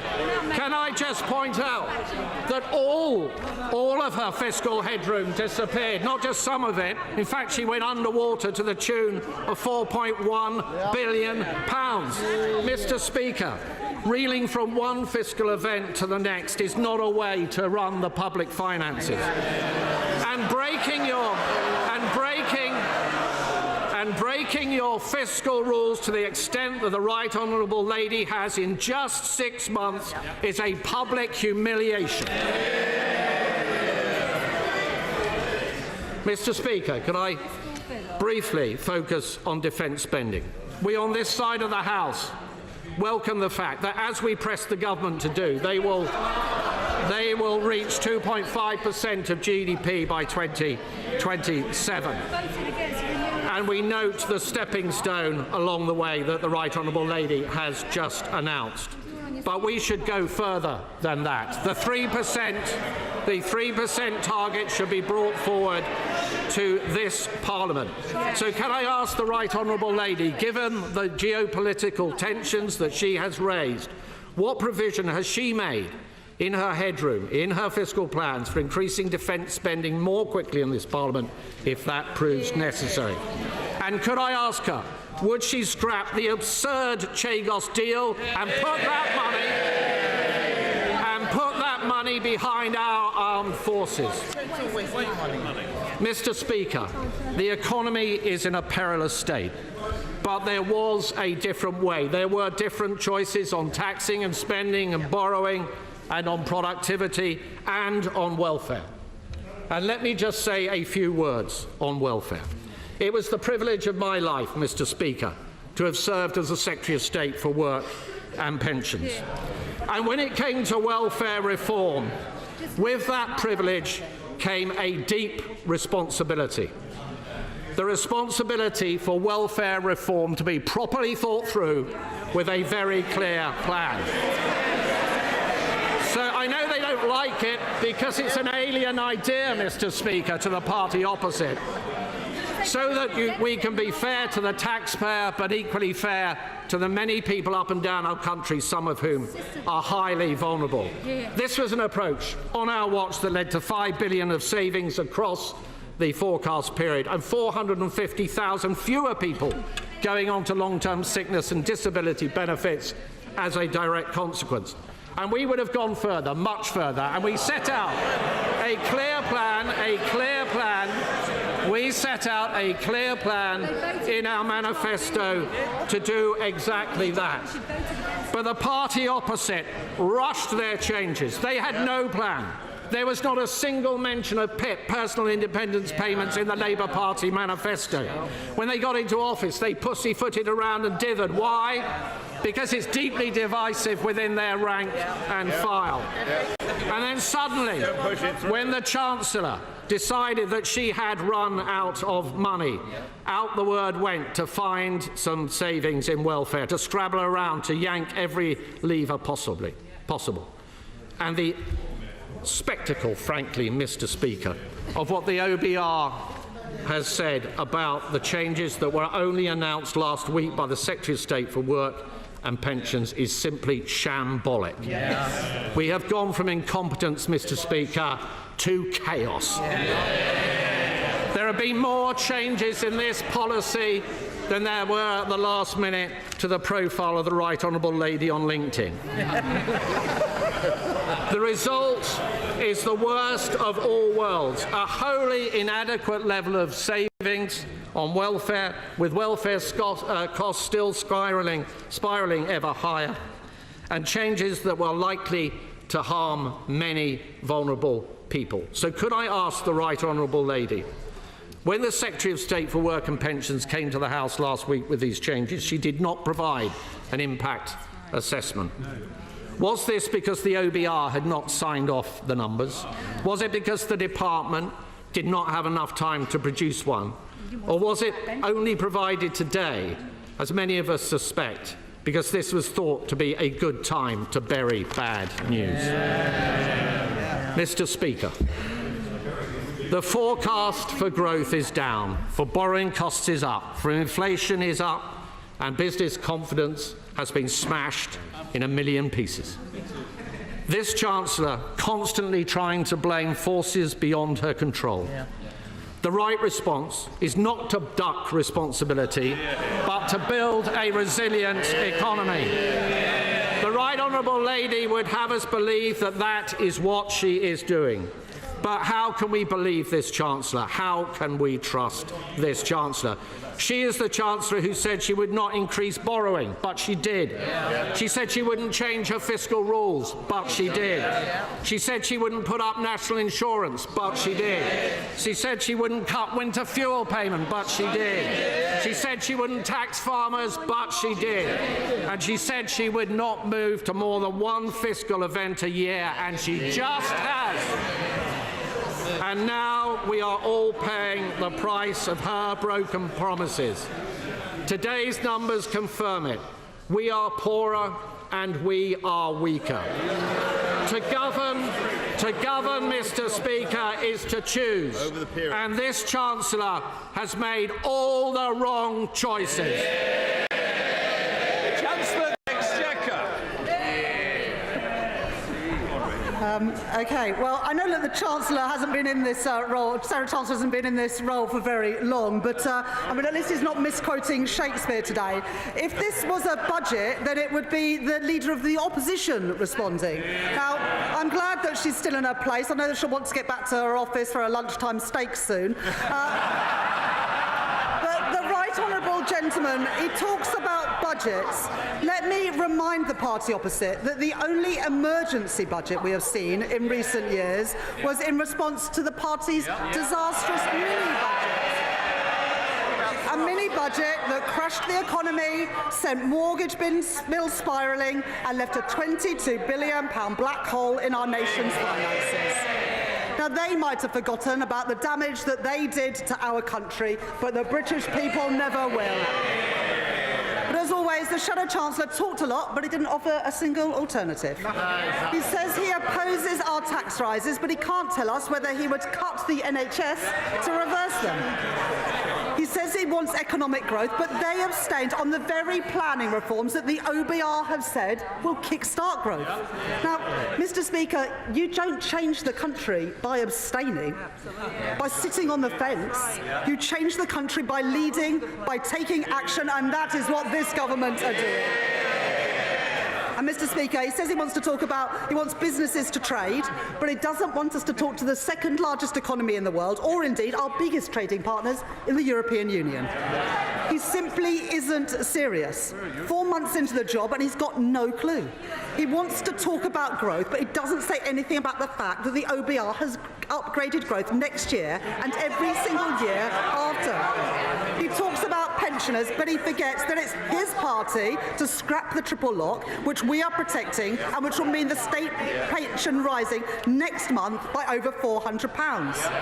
And Mr. Speaker, he talks about wages, but he forgets the fact that we are boosting wages by boosting the national living wage from next month. And Mr. Speaker, the Shadow Chancellor says nothing about living standards or this morning's fall in inflation, because the last Parliament was the worst on record, and the OBR today have revised up their forecast for family finances. Mr. Speaker, working people are always better off with Labour. Something, because at least this time he's asked a couple of questions, so let me respond to them. He asked what should the markets make. Well, what the market should see is that when I've been tested with a deterioration in the headroom, we have restored that headroom in full. That is the choices that I made. And he says that it's a slither of a headroom. Well, it's 50% more headroom than I inherited from the party opposite. When I was left with a slither of headroom, I rebuilt it after this government, last government, eroded it. That is the difference that we've made. And whilst they left the public finances and the public services a mess, we wiped the slate clean, which means we have the flexibility now to increase defence spending, as we have done in the as the leader of the Labour Party has done. The party opposite had 14 years to increase defence spending, and now they lately come to the party. And the Shadow Chancellor mentions welfare reform and his time at the Department for Work and Pensions. What a legacy. 1 in 8 young people not in education, employment or training. 1,000 people a day going on to personal independence payments. And the OBR say today that welfare spending as a share of GDP will now start falling, a far cry from what we had under the party opposite.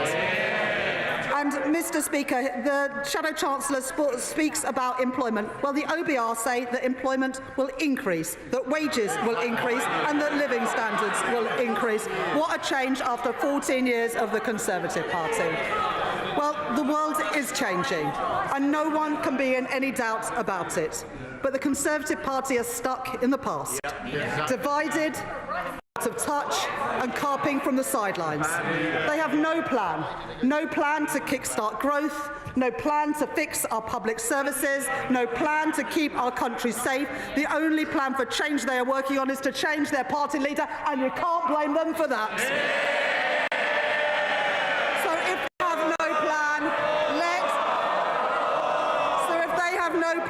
Let me remind them about ours. The minimum wage up, real wages up, house building up, NHS investment up, investment in our schools up, investment in our roads up, defence spending up. Every single one of those policies opposed by the party opposite. Opposed by the Conservatives, opposed by Reform, opposed by the SNP, opposed by the Liberal Democrats and opposed by the Greens. Mr. Speaker, it's the anti-growth coalition in action. They are the blockers, we are the builders, securing Britain's future, protecting working people and delivering change. Chair of the Finance Committee, Dame Meg Hillier.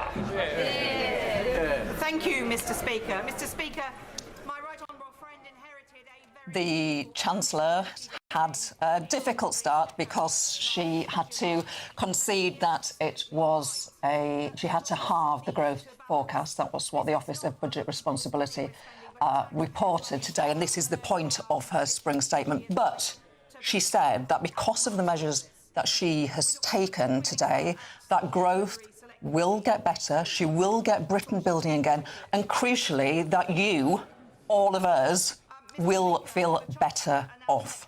Well, that's what the Chancellor had to say. It's written here in the spring statement. However, we also have what the Office for Budget Responsibility had to say, a much weightier tome, the assessment of how the Chancellor's doing. Let's get the political reaction straight away from our very own political editor, Christopher Hope. Because, Christopher, it was an assured performance, both from the Chancellor and the Shadow Chancellor, but ultimately the details will be what matters. That's right. I've come from a briefing there in the House of Commons with the aides to Rachel Reeves. It's very clear they are banking on the change to planning as the unexpected way to get the economy growing, worth 0.4% of GDP by the 2029, by the election. That will free up $3.4 billion to spend on infrastructure. But if you step back, the helicopter view is this. Growth this year will now halve to 1% from 2% as planned. Figures going out beyond this year, 1.9%, falling to 1.8% by 2029. These are not big numbers, and they are not freeing up a lot of space here for the various issues that might buffet the economy. Borrowing £10 billion higher than previously thought just last October, and cuts of £14 billion in government spending. That's the figure that everyone looks towards with the spending review coming up in June, and where those cuts will be in the unprotected areas of government spending. We heard earlier from Sophie Reaper in the North West, big concerns about how that might fall on our listeners, our viewers at GB News around the country. Also, taxes up as a share of GDP from 35.3% to 37.7% by 2027-2028. That's also a big concern. And also, we're watching right now for where these cuts in benefits will fall. That's now been scored. That means that estimated by the OBR, the Office of Budget Responsibility, at £4.8 billion. Where will they be affected the most? Will it be the 1 million to 1.5 million people seeing less money in their benefits payments each month, as some are forecast? That actual forecast is dropping imminently on the Department of Work and Pensions websites. We're watching that very closely. And we're not even talking yet about the increase in taxes just next week. Next Sunday, April the 6th, we're seeing national insurance going up by 2% for employers, and of course those thresholds are held the same on income tax. So no real mention of taxation because the Chancellor won't want to draw attention to that. Absolutely. The last budget was 5 months ago, but still those taxes, those £40 billion of tax rises haven't all hit yet. Chris Hope will be joining you, of course, throughout the programme as we learn more about the implications on the tax and spend of this fiscal statement. And also, crucially, as Chris mentioned, we're going to be finding out exactly how the numbers and the sorts of people who will lose out from the welfare changes, big welfare changes announced today. Who's it going to affect? By how much? That news will drop pretty imminently, and we'll bring it to you as soon as we get that. But in the meantime, of course, defence was a huge part of this announcement. We're going to go to our Home and Security editor, Mark White, who was listening to what the Chancellor had to say, because, Mark, defence did take up a significant chunk of this announcement. Yes, it did. And the way in which the Chancellor presented the defence spending is really by way of an opportunity to help boost growth in the UK. She said she wanted the UK to become a defence industrial superpower. It sounds catchy, doesn't it? But effectively, there is a story to be told here because of course, you're taking money potentially away from other areas if you're giving it to defence to boost defence spending. But what the government argues and what the Chancellor points out is that what you are doing in boosting defence spending, particularly with regard to equipment spending, is you are investing that, awarding that to these companies, big industrial, well-known technological defence companies in the UK with an international reputation that can employ many thousands of people. Now, she spoke in particular about Barrow and Furness, of course, that submarine port where they're building the next generation of nuclear submarines to carry our nuclear deterrent, these ballistic nuclear missiles. I was up there last week with the Prime Minister, Sir Keir Starmer, as he laid the keel for HMS Dreadnought, the first of those new ballistic missile submarines. Now, Barrow is an important case in point because they have increased very significantly the workforce in that Cumbrian town in recent years. In fact, in the last year, they've taken on 900 new apprentices. They employ over 15,000 people in a town that really is only 60,000 of a population. So pretty much every home in that town has a connection to someone who works for BAE Systems at the submarine manufacturing plant there in Barrow. And it's that kind of expenditure within the defence sector that the Chancellor is hoping will add a shot in the arm, an economic boost to the country. And she mentioned Glasgow and Newport and Derby. She mentioned, of course, the kind of refurbishment of the Portsmouth naval base as well as being an important part in the government's strategic plans, of which they will allocate some 10% of the Ministry of Defence budget, equipment budget, each year for novel technologies. These new technologies like drones and artificial intelligence and alike that will again, according to the Chancellor, employ highly skilled workers, scientists and engineers. Which fits very much into the argument about creating jobs and the growth, and that being her central plan. Matt White will speak to you as we get more. Thank you. Well, we're going to go to the northwest of England now, where our reporter Sophie Reaper joins us from Merseyside. Sophie, what's the reaction to this statement? Well, this afternoon we find ourselves in the second most deprived borough in England. That's out of 317. We're in Knowsley this afternoon, where 1 in every 11 people here receive a personal independence payment. So the big thing we were waiting to hear about was the plan for the welfare budget from the Chancellor there in the spring statement. Now, earlier this month, the Secretary of State for the Department of Work and Pensions, Liz Kendall, announced a plan to save the government around £5 billion on cuts to welfare. Rachel Reeves announced there that in fact the OBR suggesting it will instead be around £4.8 billion. However, she also acknowledged that they're planning on spending around £1 billion on what she said providing guaranteed personalised employment support to help people back into work. That's alongside £400 million for the DWP to help them implement those plans. So instead, it's in actual real terms, it's looking like a saving of around £3.4 billion. Now, she also acknowledged that there's around 1,000 people every single day that qualify for a personal independent payment. However, so here in Knowsley, there's 1 in every 11, so around 13,000 people receiving that particular benefit. However, for many of them, they find themselves unable to work. So those proposed plans will be, for many people here in Knowsley, actually quite frightening. We spoke to one amputee earlier who receives the personal independence payment, and he spoke to us about how he worries he's going to struggle to cope if he were to lose that particular benefit. And do you think if it were to be cut, do you think you'd be able to cope? What would you do? I wouldn't be able to live on a pension. The pension's not much once you keep on paying your bills, and then if there's no PIP, you don't pay for your necessities, accessories you need. You'd have to struggle. I would struggle. Because I've got I'm not just an amputee, I've got a broken neck. And so how would you cope if you were to lose that? You wouldn't cope? I'd have to end up borrowing off people, and then when it comes to pension, then give it all back, and then I wouldn't have any money to live on. This fella, Starmer, and his gang don't belong in there. Conservatives never done that.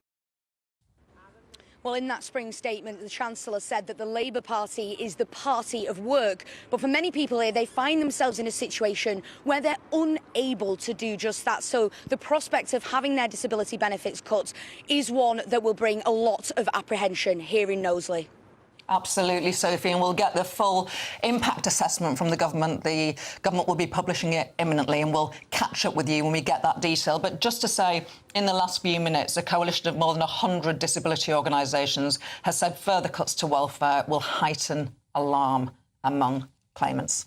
Well, we'll wait for that information, that publication due any minute now. But for now, we're going to turn to the issue of farmers, because this was something that was studiously left out of the statement in Parliament today. Joining us is GBNews presenter Emily Carver, who's at a farm in Northumberland. Emily, what did those farmers make of it? Yeah, well, thanks, Tom. We were sat there in the farmer's house in Northumberland, listening to the Chancellor there, waiting for something, waiting for the mention of agriculture, waiting for the mention of farming, but it didn't come, did it? So I'm going to get some reaction for you right now from Matthew and David Jordan, father and son, local farmers here, just to get your reaction to the absence of any mention this time on farming. What do you reckon? I'm really disappointed that the Chancellor hasn't done something to help us with inheritance tax. Massive problem for a sector that is on its knees. Agriculture is on its knees. I've spent 50 years farming. This is the worst period of my farming life. Since the November budget, I've got up in the morning and thought, what is the point of farming? I've worked many hours through the night, carving cows, cutting corn for 50-odd years, and what this government is doing is a total disaster for agriculture. And Matthew, there's been a lot of anxiety in the run-up to this spring statement. There are question marks over red diesel, There were question marks over the agricultural budget as a whole, and of course, inheritance tax too. What are your thoughts that there was simply no mention? I think personally it's a massive missed opportunity for the government there. You know, they've waged a war, I think, on rural communities, on the rural economy and farmers in the last 9 months. I think they had an opportunity here to soften some of the blows, and they've decided not to do so. I mean, the Chancellor said that under this government, people will eventually feel £500 better off a year. Do you reckon you will? Absolutely not. Absolutely not. I mean, everything about our business is contracting. You know, prior to the budget, we would think about what can we do? How can we make our business more efficient? How can we expand our business? Now we're thinking, not worth it. Contract the business. Yeah, there's a huge amount of talk about defence spending, incredibly important, our national security, of course. But Matthew, I'm sure you feel like they've forgotten something on that front. Yeah, I just feel as though, you know, the 500 million that they're going to raise from farmers is a real drop in the ocean when you think about the government spending. It's not going to make a lot of difference, but which makes me think really it's been an ideological move. I think the Labour Party, you know, you only need to look at the fact that they've had meetings with BlackRock and Bill Gates, and you know, I didn't think this a year ago, but I do think now that they want to control how land is farmed, and that's what this is all about. Yeah, it's not the first time I've heard that from farmers. Matthew, David, Jordan, both of you, thank you very much indeed. So there you go, Tom and Gloria, a complete absence of any mention of farming, agriculture, despite the incredible sense of anxiety that I'm hearing from farmers up and down the country in the last 6 or so months. Is that good enough? Yeah, potentially a missed opportunity there from the Chancellor to assuage some of that anxiety. But Emily, we'll be catching up with you, of course, a little bit later in the programme. We're going to jump now to East Sussex, where GB News reporter Adam Cherry has been looking at the impact on small businesses. Hello guys, afternoon. We are in East Sussex, as you said. We're in Hastings. I'm actually joined by the former Conservative MP for Hastings and Rye, Sally-Ann Hart. Sally-Ann, thank you for joining us. Thank you. We were watching the statement there from the Chancellor. First of all, your instant reaction to the Chancellor's announcements today? Well, I was rather hoping for, as it was meant to be a spring budget, for spring to, you know, pop up and have that hope. But actually, what she should have done was reverse those huge sledgehammer that she took to our businesses last October. And what she's done is that rather than promote policies that would grow our economies and create jobs, she's doing cutting benefits to the most vulnerable. So it's typical tax and spend, but rather than take from the rich and give to the poor, which is what Labour normally does, they're basically taking from the vulnerable, the disabled, and they're giving it to their cronies in the unions. Is there anything in there that you were pleased to see? Of course, I understand your political allegiance, but is there anything in there that you thought was actually worthwhile, like the defence uplift, perhaps over £2 billion in defence spending? Is that might be a good thing and a necessary thing, given what's happening on the Ukrainian border? Absolutely, defence. We've got to raise our defence spending. All parties agree that that is something we need to do, but it doesn't go far enough. Yeah. So we need more and quicker, because the security of this country is absolutely vital. So we're here in your former constituency. Yes. We're in Hastings. I've been chatting to small businesses today. That's why we're here. How do you think small businesses are coping? Is it a struggle now? Is it worse than it was a year ago, 2 years ago? Oh yes, absolutely. I mean, we all know that 1 in 5 small businesses say they are going to forced to close over the next year because of the huge sledgehammer taken to them in October budget. Nothing has been done to rectify that in this emergency budget. And so local businesses, I mean, you've heard today that people have cancelled recruitment plans. They've had to cut hours of people working, their employees. People are not taking on labour. Their profits have reduced. None of that creates a growing economy, because what it does is that it doesn't increase the tax the tax take in order to pay the spending budget on public services. So what she's doing is, again, she's taxing and borrowing in order to fund public services, rather than having supportive policies to allow the small businesses, which are the backbone of this country, the bloodline of our communities, to be able to grow, and she's not done that. Sally-Ann Hart, thank you very much for joining us on GB News. Really Thank appreciate it. Tom, Gloria, we're going to be in Hastings for the rest of the day chatting to small businesses to find out how this is going to impact them. And of course, next week, lots of tax hikes. It's going to be a really tough couple of months. Well, Adam Cherry live there from East Sussex. Thanks indeed for joining us.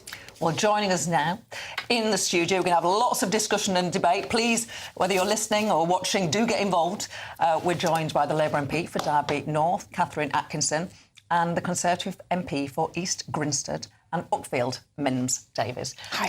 Hi, welcome to you both. I'm going to start with Mims Davies from the Conservative Party. Mel Stride, your Shadow Chancellor, responded to the Chancellor's statement by saying that Rachel Reeves has tanked the economy. I mean, some people might think that's a bit rich coming from you lot. Well, I think you've seen today that growth has been halved, and in everything she said at the dispatch box, it didn't reflect the new Employment Rights Bill as well. So that wasn't reflected in what I've seen so far. Of course, we're waiting for the impact assessments from the DWP.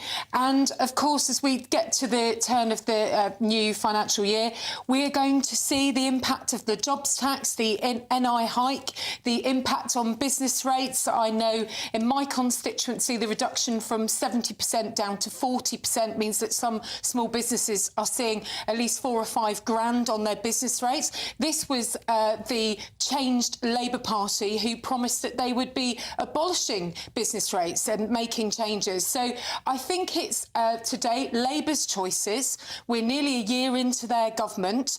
Everybody else's fault. Headwinds here, there and everywhere. But she has left such a wafer-thin headroom that anything that buffers coming along alongside that halved growth is a real concern for business people out there and people worried about making ends meet. Mims Davies, you mentioned the disability impact assessment. That report is coming out imminently. Yeah. Just so I understand the Conservatives' position, is it your fear that the cuts do not go far enough or that they go too far? Where is the Conservative Party on the need for welfare cuts and the proposed savings that the Chancellor has outlined today? Don't know where they'll fall yet. Are you worried they'll go too far or not far enough? So I was a DWP minister for 5 years, helping the most vulnerable and supporting people to be always better off in work. Remember, this is the Labour Party who wanted to scrap UC.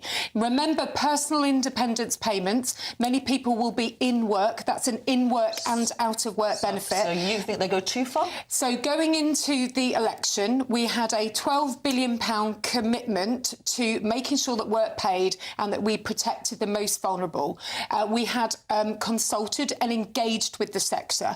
Now, to get Rachel out of hot water, over the last couple of weeks, you've seen a rushed so-called reform without disabled people and vulnerable people's voices heard in this. We haven't seen the impact assessment. And what we made was really clear is that we were going to do something that turned it around to support people with health and wellbeing needs. Back them on this. Well, look, we were very clear that we can't have a growing welfare bill, but we must make sure we can protect the vulnerable, and that's not clear from today's statement. OK, we're going to turn to Labour's Catherine Atkinson now, because a lot of people will be looking at what happened there in the House of Commons, and you were there sitting behind the Chancellor, and people might be a bit confused as to why there's this statement happening. At the end of it all, the Chancellor said we're going to be in the same position that we previously thought we'd be in, similar amount of headroom by the end of the forecast period, and yet all we've seen in the meantime is a whole bunch of cuts. We've cut to end in the same place that we started.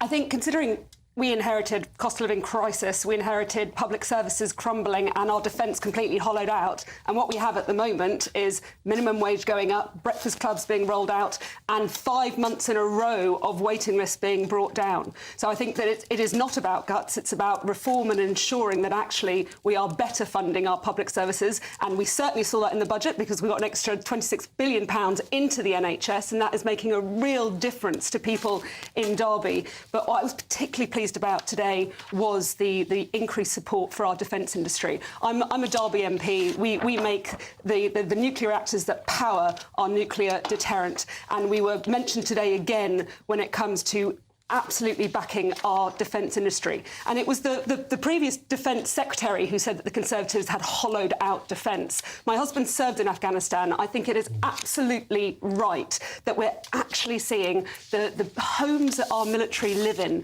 being brought back into something habitable because they were left in an absolute disgrace. So I'm really pleased at the positive steps being taken. There is a lot of work still to do, but I think we're going in the right direction. Of course, that's all almost incidental to the cuts that were being made today, because as was trumpeted a few weeks ago during the announcement, that money is coming out of the foreign aid budget.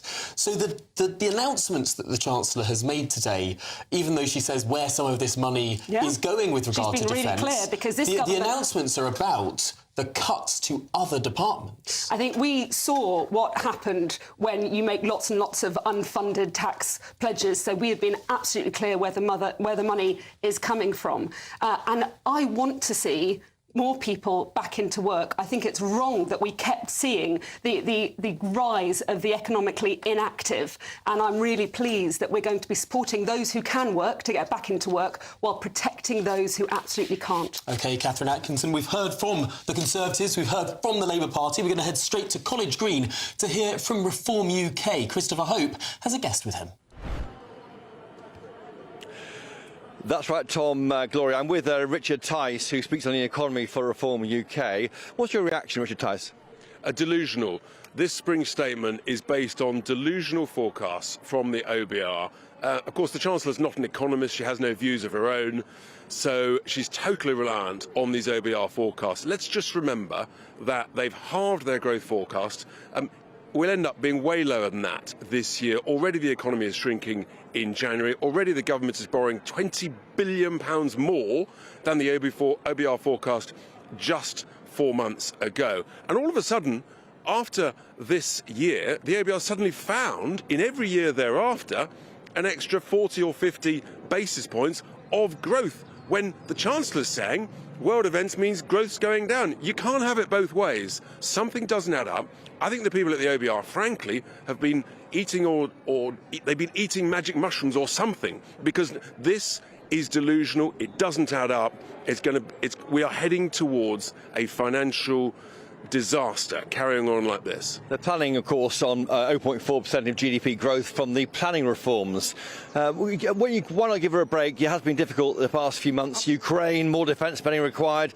Not easy, not much growth, but then all G7 countries aren't growing by a lot. You know what? It really is quite easy. Scrap net stupid zero, save tens and tens and tens of billions of pounds by that, stop paying voluntary interest on all the printed money, save tens of billions of pounds doing that, and cut a huge amount of wasteful spending. This stuff actually is not that difficult. If you then cut daft regulations, whereas this government is imposing more regulations, that's how you create an incentive to take risk for people to invest in the private sector. That's how you make work pay. That's the difference. We know what to do because we've been round the block. We're successful business people. This Chancellor, she told us she's an economist. She's not. You must welcome, surely, the benefit cuts, 4.8 billion. You would go further? Look, the reality is, yes, I mean, the welfare reforms will never happen. It's been kicked into the long grass that you will never see any of this, because the last thing they want to do is bring any of these changes to a vote, because Labour MPs would not stomach it. They were very, very quiet in this spring statement. So, look, all of these numbers, completely delusional. And I'm afraid we are in for a difficult time. We're in for a shock. We cannot keep spending more than we're earning, and that's what this government is doing. Is the A word about to rear its head again? Austerity, is that where we're heading? It's the R word, recession. We are heading towards a difficult, long, painful recession unless there is a change of course in the private sector. That's where we already are. People are laying off. jobs. People are not hiring people, particularly in retail, hospitality, and in manufacturing and industry. It's a disaster zone. But the OBR forecasts less than 2% growth for the next 4 years. But unbelievably, they've somehow magicked an increase in growth, because they were saying it was going to be 1.5% growth from next year onwards. Now, all of a sudden, it's 1.9, 1.8. Where have they found that from in a supposedly more challenging world? Something doesn't add up. And I tell you what, the OBR is going to be found out for being woeful at forecasting. But now they're literally running the government, because the Chancellor is totally reliant on their blessing, and their forecasts are a disaster. Why hasn't the OBR apparently forecast the Employment Rights Bill, which is the measures being brought in on companies, immediate rights for those being employed? You better ask the boss of the OBR, and because the consequences of that Employment Rights Bill will be disastrous. I'm speaking to employers who are not hiring people, they're letting people go, they're reducing hours. Look, it's all a disaster. We're heading into a difficult, bad economic place, and I'm very sad about it. But the world is uncertain. There's probably the defence budget's going up. It has to, because of Donald Trump's withdrawal of support. I'm not buying any of it. Can I just remind people, the economy shrank in January before President Trump took over, before any mention of tariffs. So all of that is garbage, gibberish. So you draw a direct line back to that budget in last October? All a consequence of the blunder budget, and she should scrap it and start again. She obviously won't, and I'm afraid it's the ordinary British working people who are paying the price of that. Richard Tice, thank you. Richard Tice, the Deputy Leader of Reform UK, the spokesman on the economy. We'll be hearing from other parties through the day here on College Green.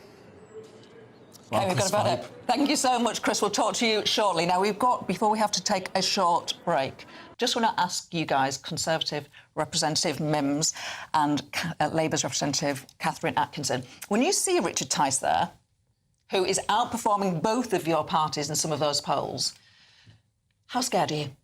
You've got about 20 seconds to tell me. Not at all. He's Really? he's a busy politician grabbing the airtime. That's what we all have to do. There's only one poll that matters at the GE, and we've a long way to go for one of them. The idea that he wants us to still be reliant on foreign oil and gas, the only person that benefits from that, Vladimir Putin. You're not scared at all, then, Catherine? Labour not worried about reform? We've got wages going up, we've got pension going up, we've got public spending going up. We are moving in the right direction, and that is what we need to show delivery. Well, we're going to have a lot more to dive into over the course of this programme. We're digging into these details. How have you been affected by this spring statement? Stay with us here on GB News as we explore all of the details, what it means for the country, for different sectors, for you, and indeed for your family. That's Spring Statement 2025 here on GB News. Stay with us after this short break. You could have £17,777 in tax-free cash to play with this spring. Cash to spend on anything you like. And if that wasn't enough, we're also going to give you not one, but two sought-after designer watches and the latest Mulberry handbag. How would winning that sound? For another chance to win the lot, text cash to 63232. One entry costs £2 plus one standard network rate message. Or text bonus to 63232. 5 entries cost £5 plus one standard network rate message. Go to gbnews.com/win. Entries start from just £2. Call 0903 681 3232. Calls cost £2 plus your network access charge. Or post your name and number to GB12 PO Box 8690 Derby DE1 9TT. UK only. Entrance must be 18 or over. Lines close at 6 p.m. on the 4th of April. Please check the closing time if listening or watching on demand. Good luck.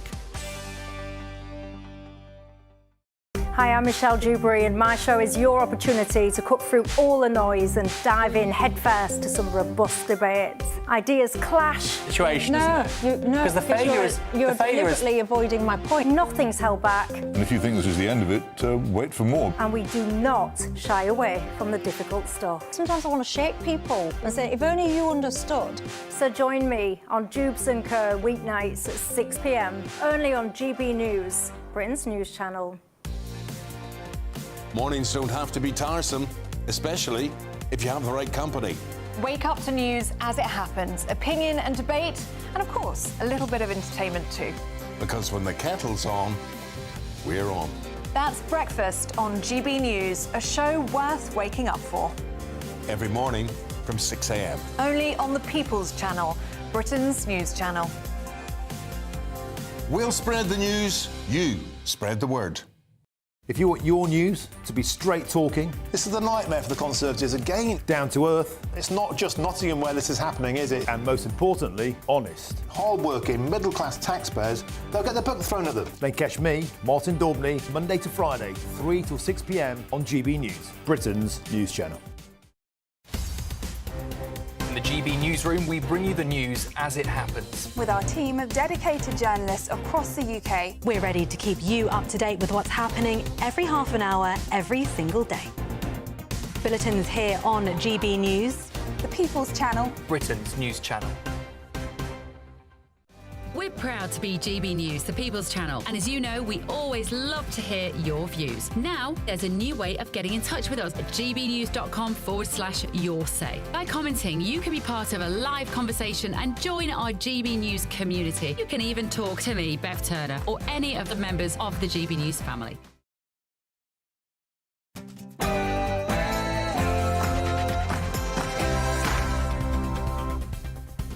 Good afternoon. It's just gone 2 o'clock on This Is the Spring Statement. Working people are better off, according to the Chancellor, who delivered her statement this afternoon. She made a number of announcements, including increasing defence spending, money for housing, the Heathrow Airport expansion and reform and cuts to welfare. One of her boldest claims was that you will all be £500 better off, eventually. The OBR say today that people will be, on average, over £500 a year better off under this Labour government. The UK will be a defence superpower with £2.2 billion of immediate increase in that spending. Mr. Speaker, that is how we make our country a defence industrial superpower. So the skills of the future, the jobs of the future, and the opportunities of the future can be found right here in the United Kingdom. The Shadow Chancellor hit back and slammed her spring statement. Well, what the British people know, Mr. Speaker, is that this is a consequence of her choices. She is the architect of her own misfortune. We've also been speaking to farmers who were hit by that autumn budget, and now they're not happy about this latest economic update. Agriculture is on its knees. I've spent 50 years farming. This is the worst period of my farming life. Since the November budget, I've got up in the morning and thought, what is the point of farming? Our reporters have been getting instant reaction from across the country. We're in Westminster, of course, with our political editor Christopher Hope, hearing on the impact of farming with Emily Carver up in Northumbria and what welfare cuts will mean with Sophie Reaper, as well as the impact on small businesses with Adam Cherry.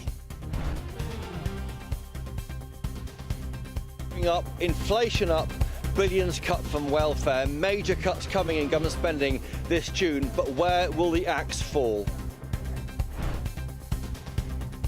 Well, as you just heard, absolutely no mention of farming, no mention of agriculture. That despite the huge sense of despair amongst this community. I'm here in Northumberland to find out more. Well, no tax hikes in today's statement, but don't forget, April heralds the start of enormous tax and bill rises. How will small businesses cope? A potential saving of around £3.4 billion on welfare. But how will it affect the real people here on the streets? We're in Knowsley finding out what the public makes of the spring statement. This is the Spring Statement live on GB News.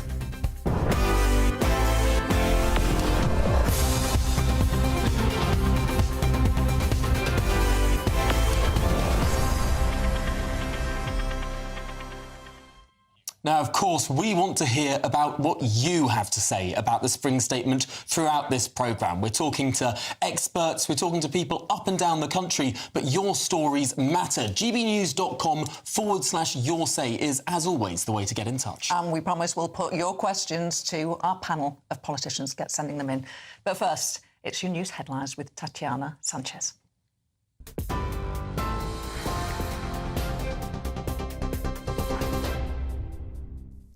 Gloria, thank you. The top story as well. The Chancellor says the Office for Budget Responsibility has halved the UK growth forecast for this year from 2% to 1%. But she also announced the OBR have upgraded their growth forecast for every year from next year to 2029. In her spring statement today, she announced final adjustments to benefits changes unveiled last week. She says the cuts will save £4.8 billion in the welfare budget, telling the Commons the global economy has become more uncertain, adding that she's met her stability and investment rules 2 years early. Ms Reeves argued the UK has to move quickly in a changing world and confirmed that £2.2 billion increase in defence spending to 2.5% of GDP. She also told the Commons the Universal Credit Standard allowance will increase from £92 per week this year and next to £106 per week by 2029 to 2030. She also said incapacity benefits under Universal Credit are to be halved and cut for new claimants. The Labour Party is the party of work. We believe that if you can work, you should work. But if you can't work, you should be properly supported. This government inherited a broken system. More than 1,000 people every day are qualifying for personal independence payments. 1 in 8 young people are not in employment, education or training. If we do nothing, we are writing off an entire generation.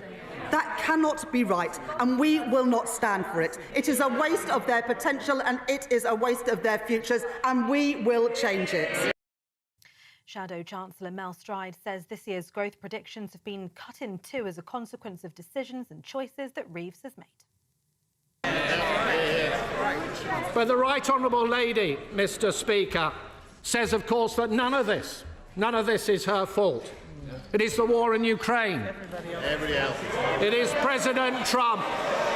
It is tariffs. It is President Putin. It is the Conservatives. It is her legacy. It is anybody but her. Well, what the British people know, Mr Speaker, is that this is a consequence of her choices. She is the architect of her own misfortune. Well, this morning we found out that new figures show UK inflation eased by more than expected last month. The prices of clothes and shoes fell for the first time in more than 3 years, according to the Office for National Statistics. The rate of consumer prices index inflation fell to 2.8% in February from 3% in January. Most analysts had been expecting CPI inflation to come in at 2.9% for February. Those latest figures mean the cost of living still rising for households across the UK, and inflation remains above the Bank of England's 2% target, but at a much slower rate than in recent years. Meanwhile, a record 30,000 migrants have arrived by small boat in Dover since Labour came to power. It follows the arrival of a further 66 migrants just this morning who made the illegal journey from France. It's the 8th straight day of migrant activity in the Channel, which has seen more than 1,700 cross since last Thursday. And police have appealed for the mother of a newborn baby boy found dead in a shopping bag outside a West London church to come forward. Officers were called at 12:46 yesterday to Powys Gardens after a council refuse worker spotted the bag outside of the church. London Ambulance Services attended and the newborn boy was sadly declared dead at the scene. Superintendent Owen Renaudin from the Metropolitan Police spoke at a press conference outside of the church today. As shocking and tragic as this is, my priority remains with the mother's welfare and health. We are really worried about her well-being, as she will have recently given birth. I know she will likely be feeling very frightened and going through an extremely difficult time. If you are the baby's mother and you see this today, I want to appeal directly to you to come forward and receive help. Those are the latest headlines for now. More news in half an hour.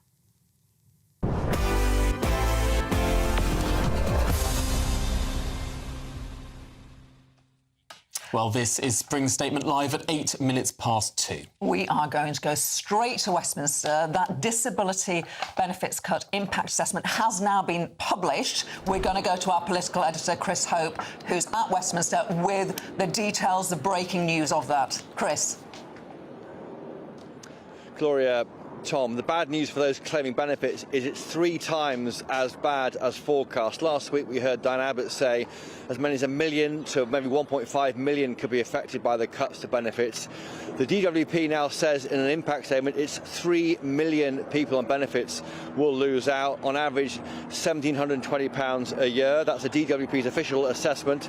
The disability payments hit the hardest. They cut to universal credit, to the personal independent payment. Just on the PIPs, 370,000 people affected who currently receive PIP. That is far, far more than previously thought. They think the Labour MPs will find this very, very difficult to stomach. All around Westminster today, there's been protests about benefit cuts at the gates of Downing Street. Just along behind me, outside Parliament, you've got protesters shouting at the building of Parliament. The anger over these cuts, while some might think are necessary, certainly the Tories would say these don't go far enough, but these cuts are severe. They are difficult to understand. This government is spending money on defence, on drones, on AI, on supporting Ukraine, yet back home, those who need the support the most will not be getting it from a Labour government. That's a very hard sell. It certainly is, Chris. We'll join you later. We'll be getting some reaction from our politicians, and as will you. But we've been going through this again, and I think it's going to be pretty explosive on the Labour backbenchers. It's difficult after Labour politicians spent the last 14 years attacking the Conservative Party for finding savings in welfare spending. And now the Labour Chancellor is doing the same thing. I'm not sure that's an accurate representation. I think that the Labour Party used to blame the last government for letting welfare get out of control. Well, they say they're getting on top of it, but... Oh, I think it depends which of the last iteration of 14 years you mean. Fair enough. From 2010 to 2015, I think the language was very, very different from 2019 to 24. It's history. But listen, look at some of these figures. I know that you've picked out some too. Chris highlighted some in his breaking news, but we have also been reading this.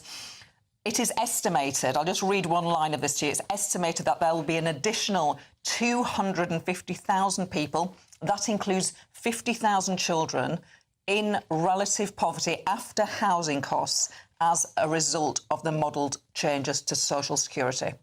Now, just to say, that assumes that people don't go into work. Of course, they will be better off. If all these people can go into work, then they will be better off. But if they can't, those are the sort of numbers we are talking about, and that is going to cause difficulties on the Labour backbenchers. We are keeping our eyes peeled to see if anyone's going to speak out, perhaps even some low-level resignations. Who knows? Well, we'll keep an eye on that and all the machinations in Westminster. But let's look at the broader picture here. Joining us for the latest reaction to that overall spring statement is the economist and businessman Justin Urquhart-Stewart. Justin, thanks so much for coming into the studio. I see you've got the OBR's mighty tome in front of you there, the blue book, the marking of the Chancellor's homework. How has she done? Well, I have to say, if you read through all of these figures in about half an hour, you're doing well. But I mean, look, there's one thing she really has to do with this. It applies to all chancellors, but particularly this moment. It's all about confidence. If you get confidence, then actually people will start spending more. Companies will actually start investing. Now, there are some easy wins here, which somehow people seem to have forgotten. For companies, you've got enterprise investment schemes. These can be broadened out. It doesn't cost the government anything, because it's a guarantee on half the capital being used up. So if successful, the government actually gets more income coming back their way. But that incentive for investment so important. Now, make that regional as well. A lot of it tends to be very focused on London. And you've got areas of the country then who can access money. There is no shortage of money. A lot of it's tied up in pensions, but it's been managed in such a way, perfectly good investments, one likes to think. But what about some going locally into those areas? A silly thing, but in 1945, there were 45 stock exchanges in this country full of silly gits in red braces. Now, most of them were useless, but the whole idea was, there were 7 main ones, was you got local money going into local businesses. And so local people would actually know, well, I know these people running this business, I can invest in it. So you get away from the fixation of trying to get more debt coming out. But the Chancellor might say, but hang on, I'm going to get Britain building and having the biggest overhaul of our planning system that we have ever seen. And that is going to create growth. Building homes, training more construction workers, that's going to create the sort of growth that you're talking about all across the country, not just in London and the South East. And that's quite laudable. The only one thing is... Will it work? They don't actually do it. The government doesn't build anything. What you need to do is incentivise actually the companies to say, we're going to be doing that now because we're going to have guarantees on some of the capital I can raise on this, and I can actually get better returns. Give them some incentive to be able to do so. So there is no shortage of money. Get more planning sorted out, if she's got to be able to do that, want more houses, and then you can see that start to grow. The other thing to do is actually then make sure that things like there's a good multiplier on things like stamp duty. Because if you when you get rid of stamp duty, it doesn't actually raise a huge amount of money, but it's a multiplier. Because if you've got with stamp duty, you'll then find more people without stamp duty will be moving house or flat. What happens in the house with that? Kitchen goes, the bathroom goes, the pet goes. Well, not the pet, but you spend more money. The pet doesn't go. Hopefully that's all right. But yes, that then creates so many more jobs other than just building the home, the moving of the home, the installation, all of the construction. But I suppose here, what we have seen in this document from the OBR is the government is, perhaps unexpectedly from many people, it's going to meet its target. 300,000 homes a year are going to be built. That's what the OBR expects after looking at the policy planning framework, the NPPF as it's known. But crucially, something it hasn't looked at is the impact of these employment regulations, the Employment Rights Bill that's going through Parliament at the moment. If this passes and the OBR scores this next year, looks at the impact on growth from all of these extra, well, what the Labour Party would say protections on workers, what the Conservative might say is impositions on business, this is going to hit growth. Very popular, the employment protections with people. But clearly it makes it harder to do business. Done in the right way, it's positive. However, it's actually, having been through this several times myself, you start a business and it's just you and a small group get together. One person decides to actually take you to court or something like that, and you breach the rules. You're not an evil person actually running a company, but you've got to give some protection. Otherwise, it's another risk that I don't actually want to have. It's getting that balance right, I suppose. Justin, for now, thank you very much indeed. We are going to Northumberland next. We're going to talk about Emily Carver, who is at a farm. Remember, huge angst from the farmers from that last budget, but no mention today. Emily. Yeah, there was absolutely no mention, was there, Gloria and Tom, of farming, of agriculture, of rural communities at all, and that was certainly noted by the farmers I've met today. Now, I'm in a particular farm, Bainbridge Farm in Northumberland, but farmers from across the region have all come down to this particular farm to make sure that their voices are heard on GB News, which is fantastic. And I'm delighted to say that I am now joined by Rachel Fife, who is a livestock farmer, and we have Bruce Jobson, who's a former dairy farmer and also a prominent agricultural journalist. So fantastic to have you both. Rachel, how did you feel by the omission of farming from that spring statement? I wasn't surprised, to be honest. It was disappointing, but what else could we expect from this government? No news is good news, so at least they're not taking anything else away from us. But it is disappointing, especially when we learned last week that the SFI was closed and there was no more money for that. Sustainable farming. Yeah, incentive, so that's now gone.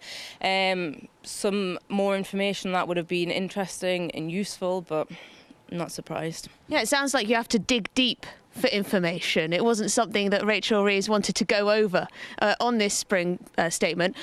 But your main thing is beef. So we do calf rearing at home. We get dairy cross calves in at 2 weeks old and rear them up to about 6 months and then move them on to the next sort of stage from that. So that's what we do. Yep. And you can find your meat in supermarkets and restaurants and things like that. Yeah. So we work with a company called Warrendale Wagyu, doing Wagyu cross dairy calves and cattle, and they have supermarket contracts with Aldi, they've got restaurants, they've got online shops. Yeah. Fantastic stuff. Now, Bruce, I'll bring you in. You were there listening to every word from Rachel Reeves and then from the Shadow Chancellor as well. Were you surprised that there was no mention? I wasn't surprised at all. There was nothing in there for farming. Literally, I don't think there was anything there for growth. We've been talking about this budget for growth. There was nothing in there for growth, certainly not in farming. And actually, the opposite's going to happen. These cattle behind you have actually increased in cost roughly by £400 per head in the last 3 months. Price of beef is rocketing up. The cost of production is increasing and the cost to consumer is going to increase. And there was nothing in there for farming. Now, as we heard in the discussion today, people are supposed to be £400 a head better off. But it's all right for the MPs. They're getting a £2,500 a year increase in their salaries. Maybe it's another $2,500 next year. There's nothing in there for businesses, for business growth. As Rachel just pointed out there, the sustainable farming incentive has gone last week, just cut completely. Farmers are going to be in a very difficult situation. We're on the back of the worst 2 years in farming this century, 2022, 2023. And unfortunately, the consumer's going to have to pay the price for it.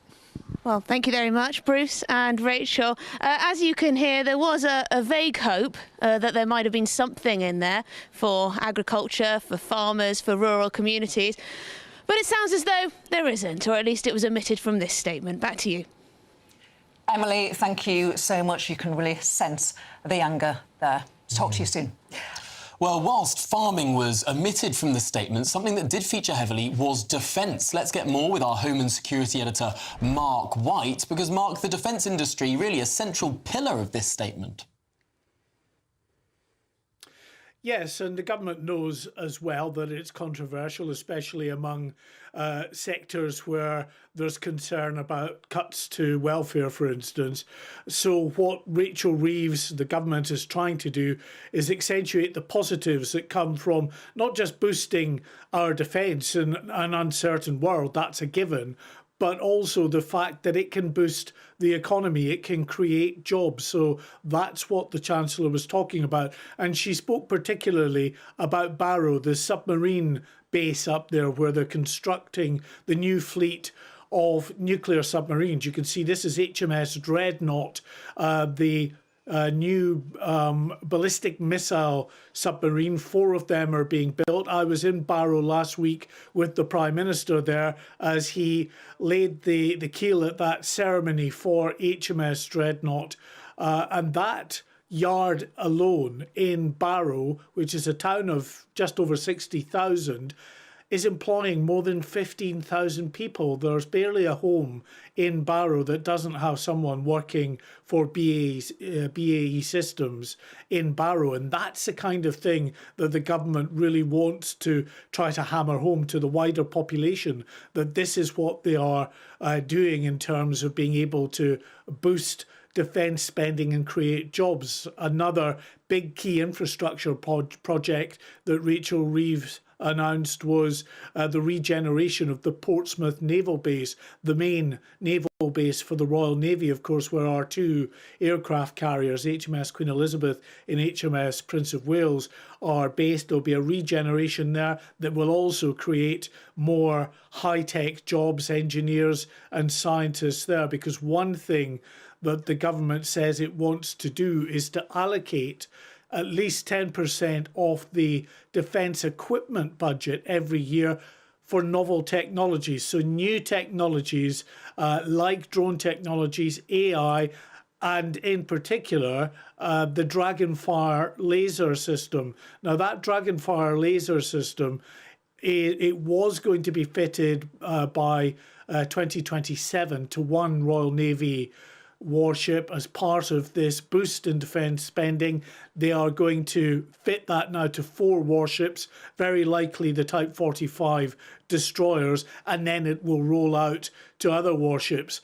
And obviously, one of the key advantages of a system like this is it's so much cheaper. Obviously, it costs a lot to develop a system like this, but once it's up and running, it's so much cheaper than the missiles, which can be more than £1 million a shot. These systems are just a few pounds and electricity on board the ship that's required to take down the likes of drones and potentially incoming missiles. So that's the kind of thing the government wants to see the UK excel at, and they've described the UK as becoming a defence industrial superpower. It's clearly a fancy name for just giving more in the way of work to our defence industries.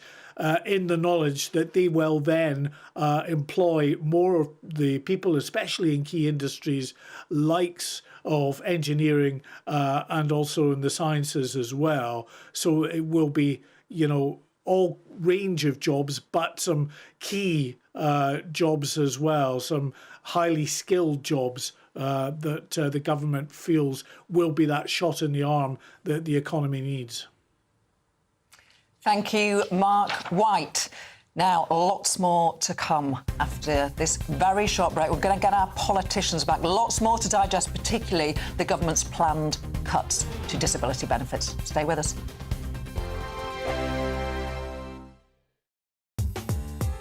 I'm Christopher Hope. From pop stars to politicians, I'll interview anybody in a pub who's got a political opinion. Join me every Friday on Spotify, Apple Podcasts, YouTube or gbnews.com, or wherever you get your podcasts.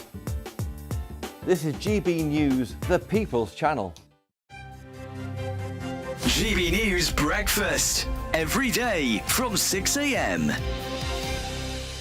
Anna, let's have a look at this and how do we tackle the work of one of Britain's most infamous white supremacists? Yes. William Shakespeare. Oh no. That William Shakespeare, yes. Why is he being? Why are some people saying he's a white supremacist? So this seems to mostly be based on some research that was carried out in 2022 by some academics that concluded that essentially promoting Shakespeare, as they said, benefits the ideology of white European supremacy, because the argument is that effectively you're saying that this kind of culture is superior to others. But, you know, I'm afraid most people who read Shakespeare will conclude that it is superior to most things that are written. And that's nothing to do with him being white. That's just to do with him being a genius. And it's very depressing seeing this, but also the amount of time, effort and presumably funding is spent on these sort of projects. It actually, I think, does a disservice to the youth, to young people, because by effectively erasing or trying to rewrite history, they then don't actually learn about the struggles people have gone through. So it's a bizarre one. But I find it astonishing because this is Birmingham University that's done this study, or an academic from Birmingham University. Birmingham should be celebrating everything great about the Midlands. It should be biased. If Birmingham and Stratford itself cannot celebrate what makes Stratford and Birmingham great, because celebrating a successful British writer from centuries ago reduces the visibility of writers from other countries that had nothing to do with us in the first place. GB News, the People's Channel.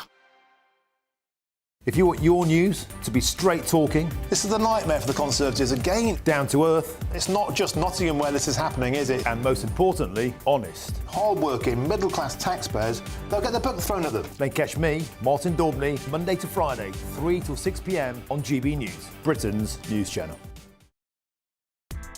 Join me, Nana Akweer, for an informative, interactive news programme with a difference. It's fun. No, he didn't say that, though. I'm so surprised. I think there's an element of truth to that. Join me from 3 p.m. every weekend, only on GB News, Britain's news channel.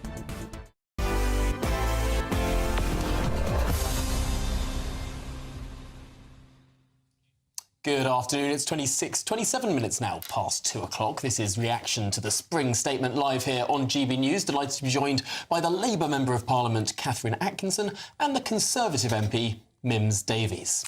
And we're going to put some questions in light of the impact assessment on the government's plans to cut disability benefits. Some reaction has started to come in. So now Richard Bergen is a Labour MP, admittedly from the Corbynite wing of the party. He has said this is a cruel choice by Rachel Reeves. The Liberal Democrats have accused Rachel Reeves of balancing the books on the backs of the vulnerable. So far, Mims Davies, haven't heard what the Conservatives' position is on this. So, looking at what the DWP impact statement said, 800,000 recipients affected, 50,000 children affected, and 250,000 people affected and moved into relative poverty.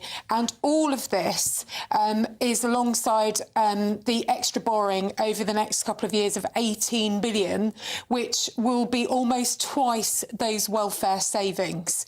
So I think what I've tried to explain, and I think Mel did, Mel Stride, the Shadow Chancellor at the box, we had consulted on these conversations. We knew that the welfare bill post-COVID, we had to do something about making sure that the most vulnerable were protected, and that we had to do something about that. So we had 12 billion of savings in our manifesto. Because that's another 7.5 billion more what than we want proposed. to, and bear in mind, these have not been, we've only just seen the impact assessment, and we've also said that disabled people and people with health conditions should have been heard. So there's a green paper out there. We had been consulting and listening to disabled people's voices. This hasn't happened under this government, and that is extraordinarily remiss. And of course, today we've seen, on top of the Employment Rights Bill, which is not covered in the figures from the Chancellor in the spring statement,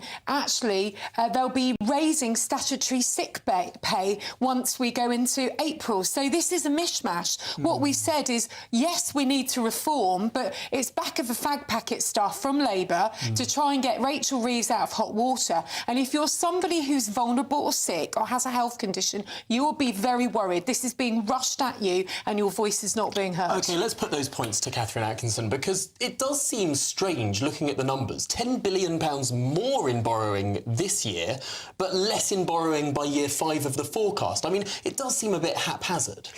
There is a consultation happening right now, and benefits aren't changing today. This is about how we move forward. And it's wrong that we are seeing 1 in 8 young people now who are not in education, training or work. I'm not prepared to give up on a generation of young people, and this government isn't either. And I think our youth guarantee is absolutely the right step forward. We're also seeing a rise in minimum wage, which will impact upon 3 million people. That's an extra 1,400 people in £1,400 in people's pockets. That makes a massive difference. You say you don't want to give up on young people, and it's a laudable aim to get more young people into work, of course. But I'm looking at the impact assessment here from the disability cuts. 50,000 more children in relative poverty. That's your own government department assessing your own cuts. And the biggest difference we can make to those children's lives is to make sure that where people can work, they do work, that we support people back into work. And at the moment, we have just seen, I think now we've got 1,000 new applicants for PIP every day, but we have to support people. We absolutely have to protect the most vulnerable, and those who really can't work at all, they need to be protected. But it's got to be right. Work is healthy. Yeah. If you are in work, that is better for your mental and physical well-being. Is there a problem here with regard to how these cuts have come in? When Liz Kendall announced these, the Work and Pension Secretary announced these... They're on cuts. Money is going up. Yes, money is continuing some to people go up. Get lower benefits. It's going up by less than previously forecast. So, according to the DWP, 430,000 people who would have got PIP now won't. Yeah, and we were looking at a position where after COVID it was 30 billion, then it's gone up to 50 billion, and it's projected to go up to 70 billion. What I'm trying to get at is, have these changes to expenditure, if you want to put it like that, gone about the wrong way? Reducing the eligibility criteria, so lots of people lose access, but these are people on all different income levels losing access, meaning that some people are going into poverty because of this. Liz Kendall specifically ruled out means testing PIP. Because of the way the benefit is structured, she thinks that even millionaires should be able to get PIP. Was that the wrong decision when 50,000 children are going to be going into poverty because of this, still giving out personal independence payments to millionaires? The right way of doing it is absolutely to be listening, and that is what they are doing. The whole point of having a consultation and a green paper is to make sure that people are being heard. And I think it's really important that people know that this is not about a change of benefits tomorrow. This is going to take time to come in, and it's going to be taken with listening to the very people that it impacts. Do you know what I think is different these days? And this is not... I don't think this will divide the political parties. I think it's a genuine issue. Mental health is now like a massive, massive problem, and you can't see it.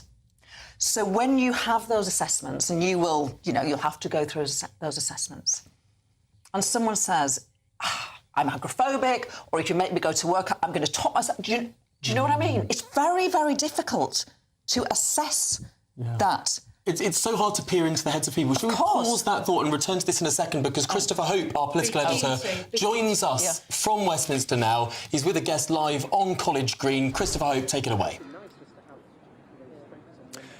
Thanks, Tom. Thanks, Gloria. Yeah, joining me now is Sarah Olney, who's the Shadow Cabinet Office Minister spokesman for the Liberal Democrats. Sarah Olney, your reaction to what you heard today?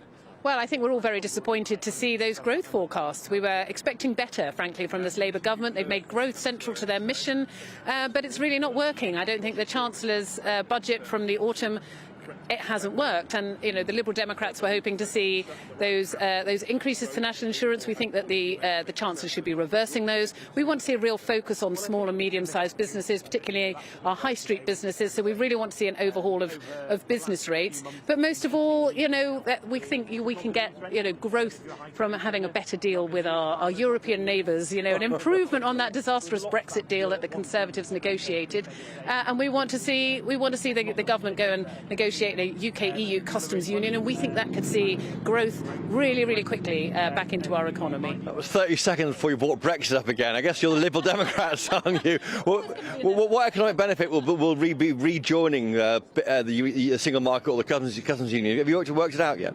Well, I mean, the OBR have already said that we're going to be losing 4% of GDP over the course of this Parliament because of the Brexit deal.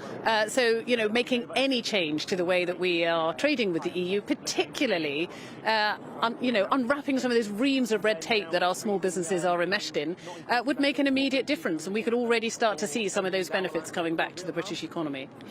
Yeah, more traumatic months and years coming ahead if you get your way then, Sarah Olney. I don't think so. I mean, I think you'll see that there's a great deal of public support now for improved relationships with the European Union.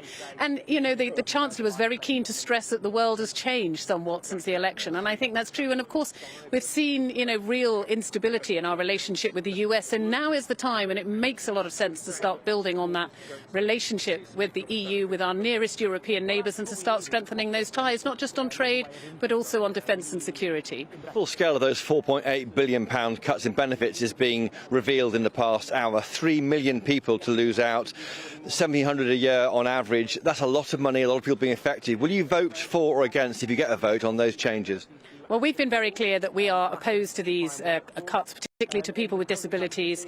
We're really, really anxious, particularly about the personal independence payment, because those payments are really, really essential for helping people with disabilities manage the costs and the difficulties that those disabilities present to their everyday life. And they're essential for getting people into work and keeping people in work. So cutting them is really, really counterproductive. So we'll be voting against those. So you're against the benefit cuts and you're against the national insurance increase. How do you make the numbers stack up for the Liberal Democrats? Well, look, we've been really, really clear. We've had this in our manifesto in August. What we really want to see is an increase in the digital services tax.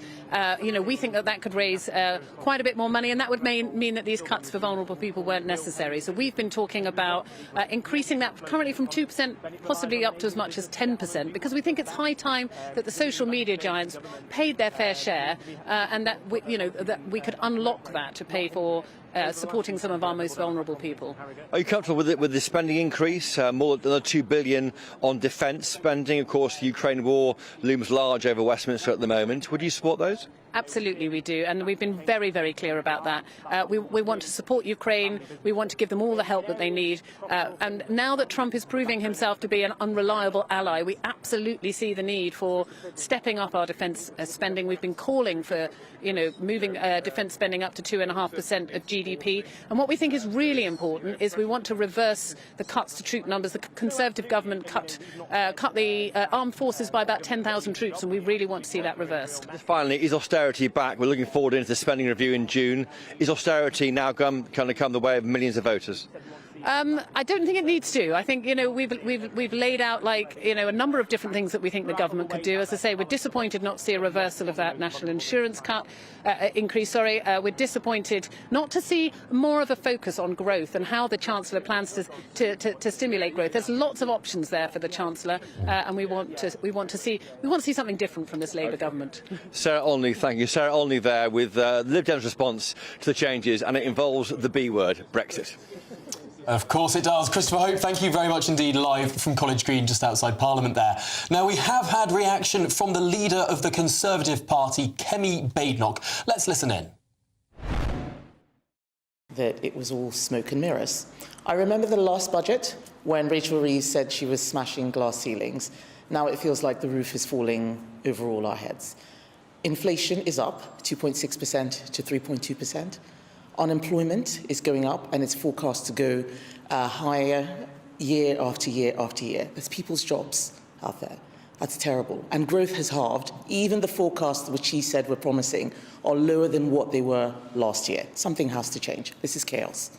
She's got to deal with the here and now. I mean, if you were in her position, would you be comfortable breaking the fiscal rules? Well, I wouldn't have made a lot of the decisions that she's made that are causing those problems. Some of those decisions we've talked about, taxing farmers, small businesses, but the national insurance rise in particular has been a catastrophe. It's affected everybody, not just businesses in the private sector, charities, hospices, schools, GP surgeries. They're all having to pay money from, and in the public sector, that still comes from taxes. So we've got nowhere. So you talk about the choices that would have to be made, but, would the Conservatives preserve welfare spending then? Because it looked like you wouldn't. Well, we had a plan. We had a costed plan for welfare reforms, saving $5 billion over the period, but there was more that we had put in our manifesto. We had a plan even before the election. They scrapped our plans, and then they've now rushed out scrambling things together at the last minute because they were not ready for government. They might have been ready for an election, but they had no plan for the reality of government. And everything they're doing is in haste. It's at the last minute. It's not fully thought through. They're having to make changes, and this is just chaos. She's talked too about efficiency savings, civil service cuts, making the government leaner. That sounds like the sort of thing you might approve of. Well, yes, but when we talked about those savings, they laughed at us. So I don't understand why they've gone to a place where they previously said we shouldn't go. So yes, let's look at those efficiency savings, but I'm not convinced that that's going to get her out of the hole that she's dug for herself. It looks like her planning reforms are going to deliver a boost, albeit a modest boost to the potential output. That's good news, isn't it? Well, let's see if it actually works. What was interesting from the statement is that she actually reduced the forecast of how many homes they were going to build. When they came in after the election, they said 1.5 million. Now they're saying 1.3 million because they're already behind their target. And we didn't vote against their planning bill at second reading because we don't want them to blame the Conservatives when they will inevitably fail to deliver. I don't think that they will deliver. I would like them to. Let's see, but I'm not optimistic at all. It's interesting that you're not using the terms emergency budget today because you've used that a lot in the past. Is that because you guys appreciate that that's not the right characterisation? It is an emergency budget. She said she would only have one fiscal event a year, and she's had to have this because of the mess that she made with the last budget. OK, and one more question on a different topic, if that's OK. Would the Conservatives repeal assisted dying law if the party wins the next election? Well, I've always said that the way that this legislation was being put through was wrong. It was rushed, and we should have had more safeguards. They've actually been watered down. I'm somebody who actually is pro-choice at the end of life, but I haven't been able to support this bill because it's a mess. So let's see what comes back to the House. It's a free vote, so it's not a party political issue. Everyone needs to vote according to their conscience. But what I'm most interested in is making sure that those people who are vulnerable are protected. And I don't think that the bill goes far enough. So you're open to repealing it? Well, let's see what comes from it. They're saying all sorts of different things. It's not a government bill, for example. Let's see what comes of it as it goes through its future stages. But I'm not optimistic. Okay. An unoptimistic Kemi Badenoch there. Now, big part of today's news is the government's plans to cut disability benefits. The impact of those cuts has now been published. And to tell us more, is GB News North West of England reporter who is in Merseyside. Sophie Reaper, tell us what the reaction is where you are. Well, from that report, there were some big numbers that came out of it, Tom and Gloria. So just to take a quick look at that, changes to the personal independent payment entitlement rules mean 370,000 current recipients will be losing their entitlement. Further 430,000 future recipients would lose what they would otherwise have been entitled to. So around 800,000 people there losing that PIP, with an average loss of around £4,500 every single year. Further 2.25 million current recipients of the Universal Credit Health who will be impacted by the freeze that Rachel Reeves announced in her spring statement, with an average loss of around £3,000 per year. But take stock in something at least. About 3.9 million households not currently on Universal Credit Health elements will apparently have an average gain of around £265 every single year. So it seems like there are two sides. But what about for the people on the ground? What about people here in Knowsley, which is the second most deprived local authority in England? Around 1 in every 11 people here in this particular area finds themselves currently on a personal independent payment. What about them? How are they going to be losing out? Well, we've been speaking to people here in Knowsley today, finding out what losing that benefit would mean to them if they find themselves, as so many of them do, unable to work because of a health condition. Here's what one gentleman had to tell me a little bit earlier on today. Badly, very badly, because I don't see how they can cut disability. It's like the farmers. The farmers provide the food for this country. They took it away. They say, no, we're putting inheritance tax on. So if they leave their farms to the sons or the daughters, it's got to be below 1 million. So if it's more than 1 million, they don't get it, you know. And how the hell can... They seem to be making it up as they go along, you know, how to hit Britain harder. I don't think for 1 minute that Keir Starmer is British. I think he's anti-British. Well, that's just one story of many here in Knowsley, and I'm sure it'll be many people across the UK who will have been made extremely nervous by that spring statement this afternoon, as they find themselves very concerned that their welfare may well be cut. OK, Sophie Reaper, thanks very much indeed for joining us and bringing us those views of the people of Merseyside too. We're going to look to the business impact now, particularly the impact on small businesses, with our reporter Adam Cherry in East Sussex for us. Adam, what's the feeling on the ground? Afternoon, guys. Well, I'm joined by Addison Dethridge. Addison, you run a local company here. You run a construction company here in East Sussex. First of all, simple question, how's business at the moment? Hard, very hard work. I think we speak to a lot of other locals and we're all struggling at the moment. Why precisely? What are so tax rises on the way, energy bills, so on. What's the biggest single expense that is making things difficult for you at the moment? The single biggest, there isn't a single one, it's a combination of everything. It's the increase in taxes, the increase in construction materials, and just the general lack of confidence from our purchasers. Right, so if the construction materials are more expensive, you're going to be passing that on to your customers, right? It's going to, presumably, there are downstream effects on house prices as well, is that right?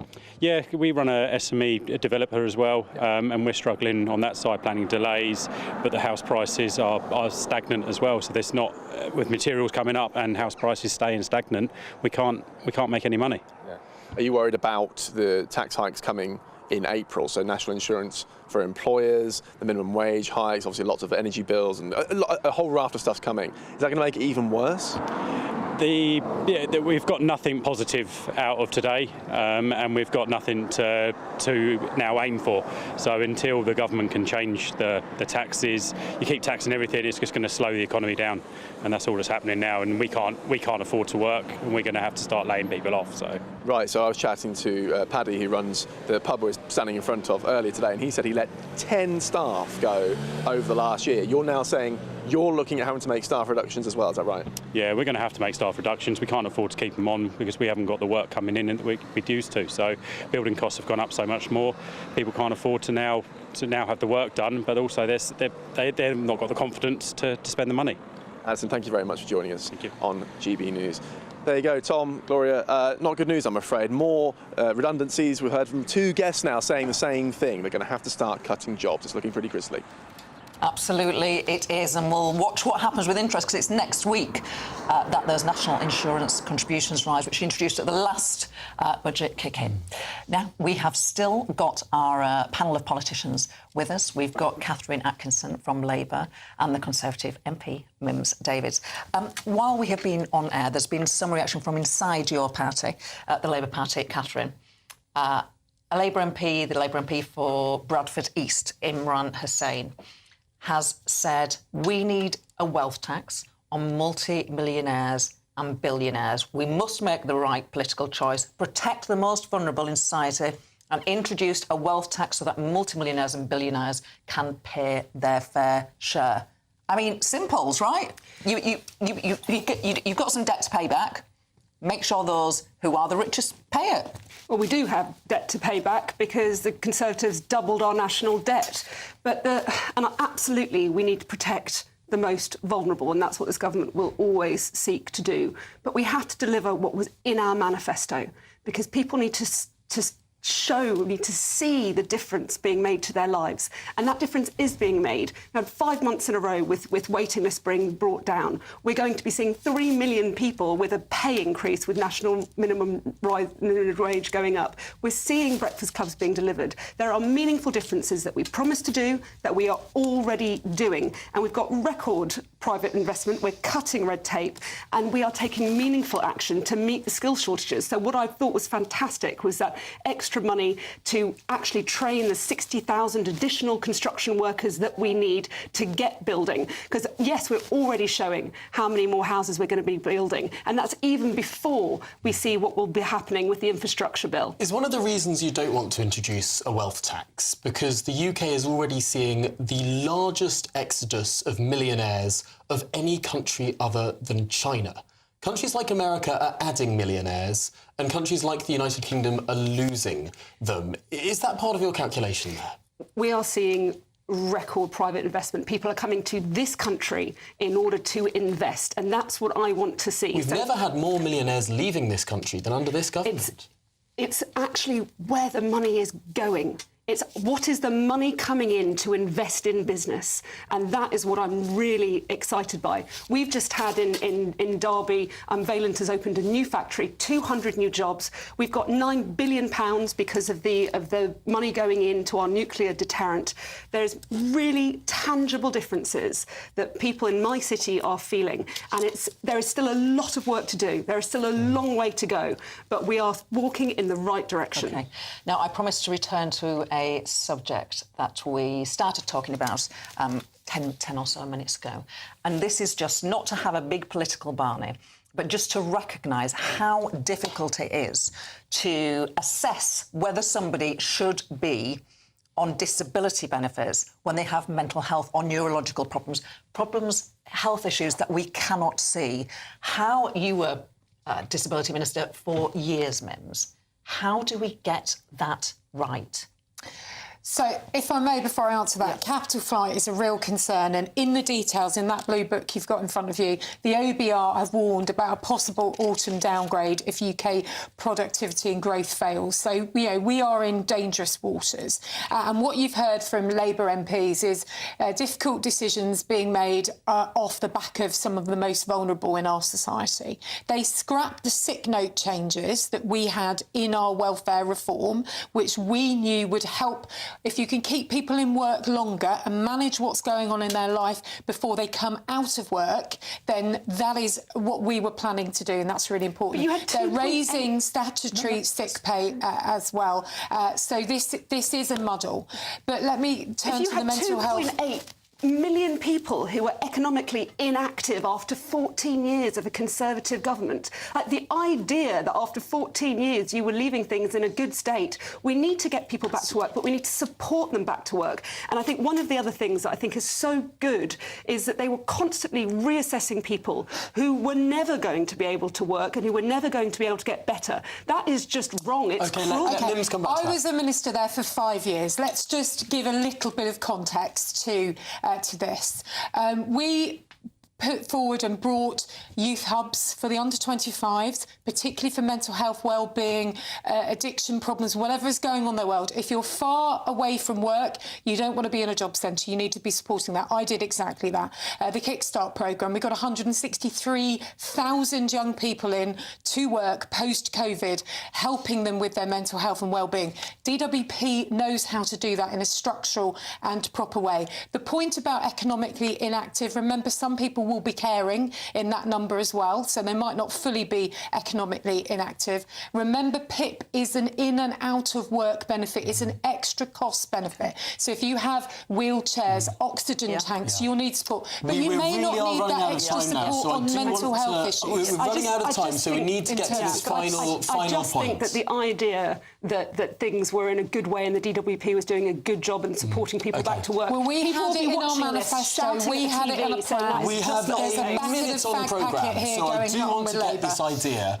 More than half of new PIP claimants are claiming under mental health issues. Is that a problem? So it is a problem for those people who need support. So it's the mixture of the NHS support, looking at the sick note changes that we had as well. I really do think we need those changes, but I think this government's going to have to go back to the drawing board because most of the backbenchers do not believe in this. Final word to Catherine. I think it's absolutely right that we are bringing waiting lists down, and that will include making sure people get the mental health support that they need. And this government is making sure that people in schools, in our secondary schools, can access mental health support. That is what is needed for all ages. It is time to thank you, to say thank you to Mims, to say thank you to Catherine, to say thank you for you all for listening or watching the Spring Statement here on GB News with me and Tom. Absolutely, but don't move a muscle. Don't go anywhere yet. There are 174 pages of OBR Blue Book to go through, and the man to take you through it with entertainment and panache is, of course, Martin Daubney. He's next.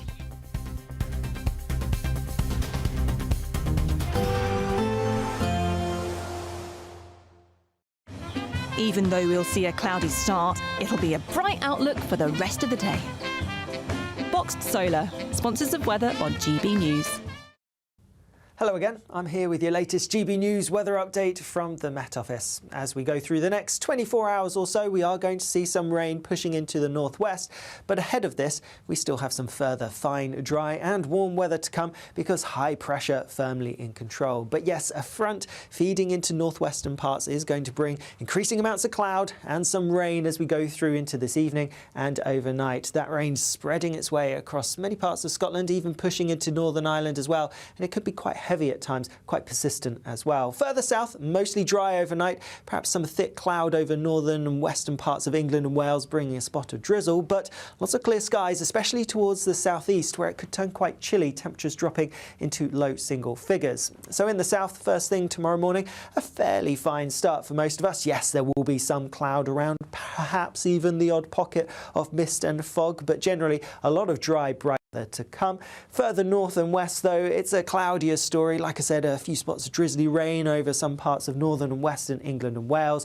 Lots of cloud, though, across parts of Northern Ireland and Scotland, and here some heavy persistent rain as well. Perhaps some brightness across the far north of Scotland, Orkney, Shetland, perhaps seeing some glimmers of sunshine, but also some showery outbreaks of rain. Then as we go through tomorrow, staying pretty cloudy, wet and even blustery at times across parts of Scotland and Northern Ireland. England and Wales, though, faring drier. Some drizzly rain perhaps for northern and western parts, but on the whole, a lot of fine weather to come, similar to today. Temperatures in the southeast peaking in the mid to high teens, 17, perhaps even 18 Celsius. That cloud and rain towards the northwest doesn't make a huge amount of progress southeastwards as we go through the end of the day tomorrow, but it is going to pep up a little bit and eventually push its way into England and Wales as we go through overnight and into Friday. And then while the outlook for the weekend is a bit mixed at times, temperatures are a little bit lower than recent. Expect a warm front moving from the kitchen right through to the rest of the house. Boxed Boilers, sponsors of weather on GB News.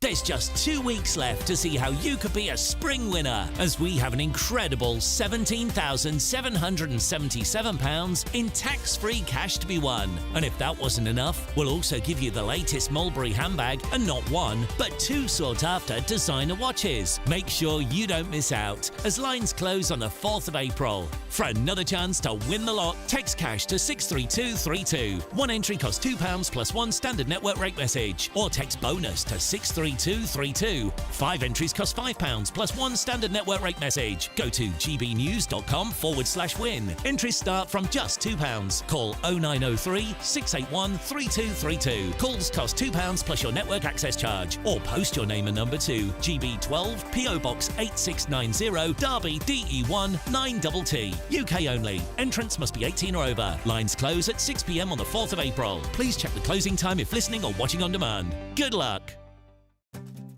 I'm Jacob Rees-Mogg, and this is GB News, Britain's news channel.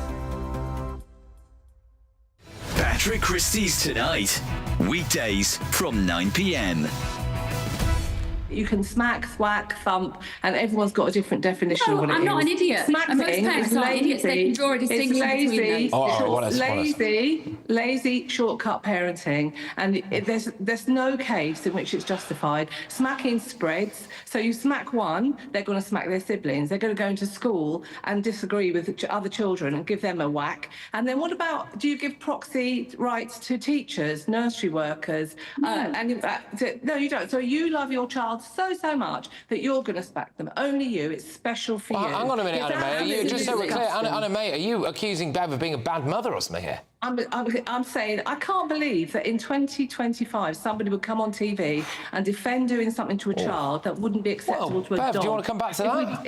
If you smack a dog in the street, Bev, if you smack a dog in the street, is almost every parent is smacking their child, except they won't admit it. And so what you've developed by that sort of parenting, it is true, is you've developed a culture of shame, whereby parents might have that instinct, as mammals will have, whether it's a monkey or a cat or a lion. In the natural world, the adult, the parent of that young cub, whatever it is, will occasionally. What are we talking about this? Are we talking about hurting children with your hand, and also not even having a standard? Paediatricians are saying don't do it. And also this argument, I know what's going to come next. You're going to say, oh, the police could be involved. Aren't they going to be too busy to do this?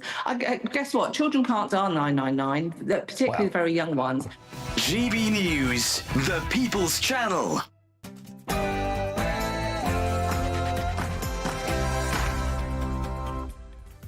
Very good afternoon to you. It's 3 p.m. and welcome to the Martin Daubney Show here on GB News, as ever, broadcasting for you live from the heart of Westminster and all across the UK. On today's show, despite promising to fix the foundations of the economy in October, at today's spring statement, Chancellor Rachel Reeves announced growth would be halved in 2025. She blamed Vladimir Putin. She blamed Donald Trump. She blamed tariffs. She even blamed the Conservatives. But one of her boldest claims was that you will all be better off. The OBR say today that people will be, on average, over £500 a year better off under this Labour government. And as predicted, the Chancellor also announced a whopping £2.2 billion increase in spending. Mr. Speaker, that is how we make our country a defence industrial superpower. So the skills of the future, the jobs of the future, and the opportunities of the future can be found right here in the United Kingdom. And Tory leader Kemi Badenoch wasted no time hitting back and slammed the spring statement. I think that it was all smoke and mirrors. I remember the last budget when Rachel Reeves said she was smashing glass ceilings. Now it feels like the roof is falling over all our heads. And Reform UK Richard Tice took things a stage further. He took us on a political trip when he suggested the OBR were on drugs. Something doesn't add up.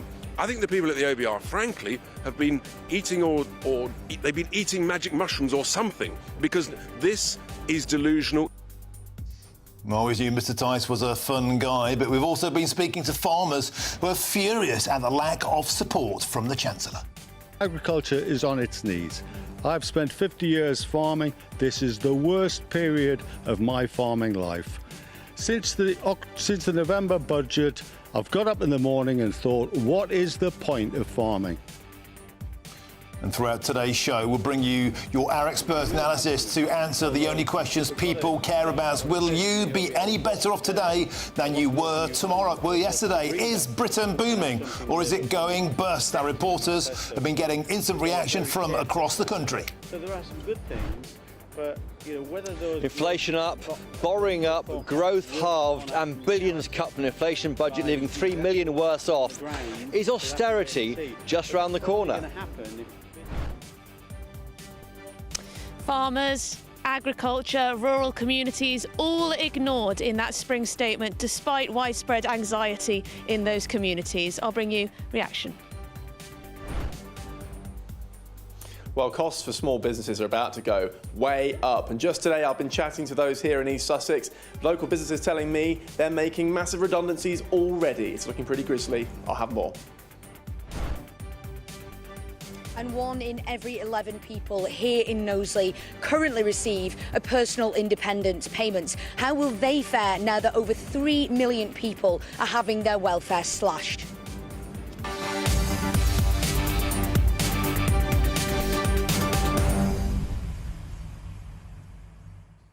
Now that, folks, is an action-packed show. Rachel Reeves today claimed every Briton will feel £500 better off. Do you? Do you feel £500 better off? Do you feel 5 pence better off? Do you feel better off at all? That's the only thing that really matters when push comes to shove. Or are you feeling the pinch? Do you think we're heading for a recession? They call it now the Reeves session. Let us know your thoughts on today's statement. Was there any crumbs of comfort in it for you, your family, your friends, your business? Get in touch. GBNews.com/your say. But now it's time for your headlines, and here's Katie Bowen.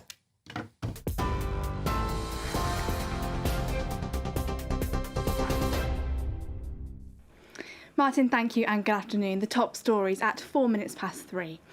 The Chancellor says the Office for Budget Responsibility has halved the UK growth forecast for this year from 2% to 1%.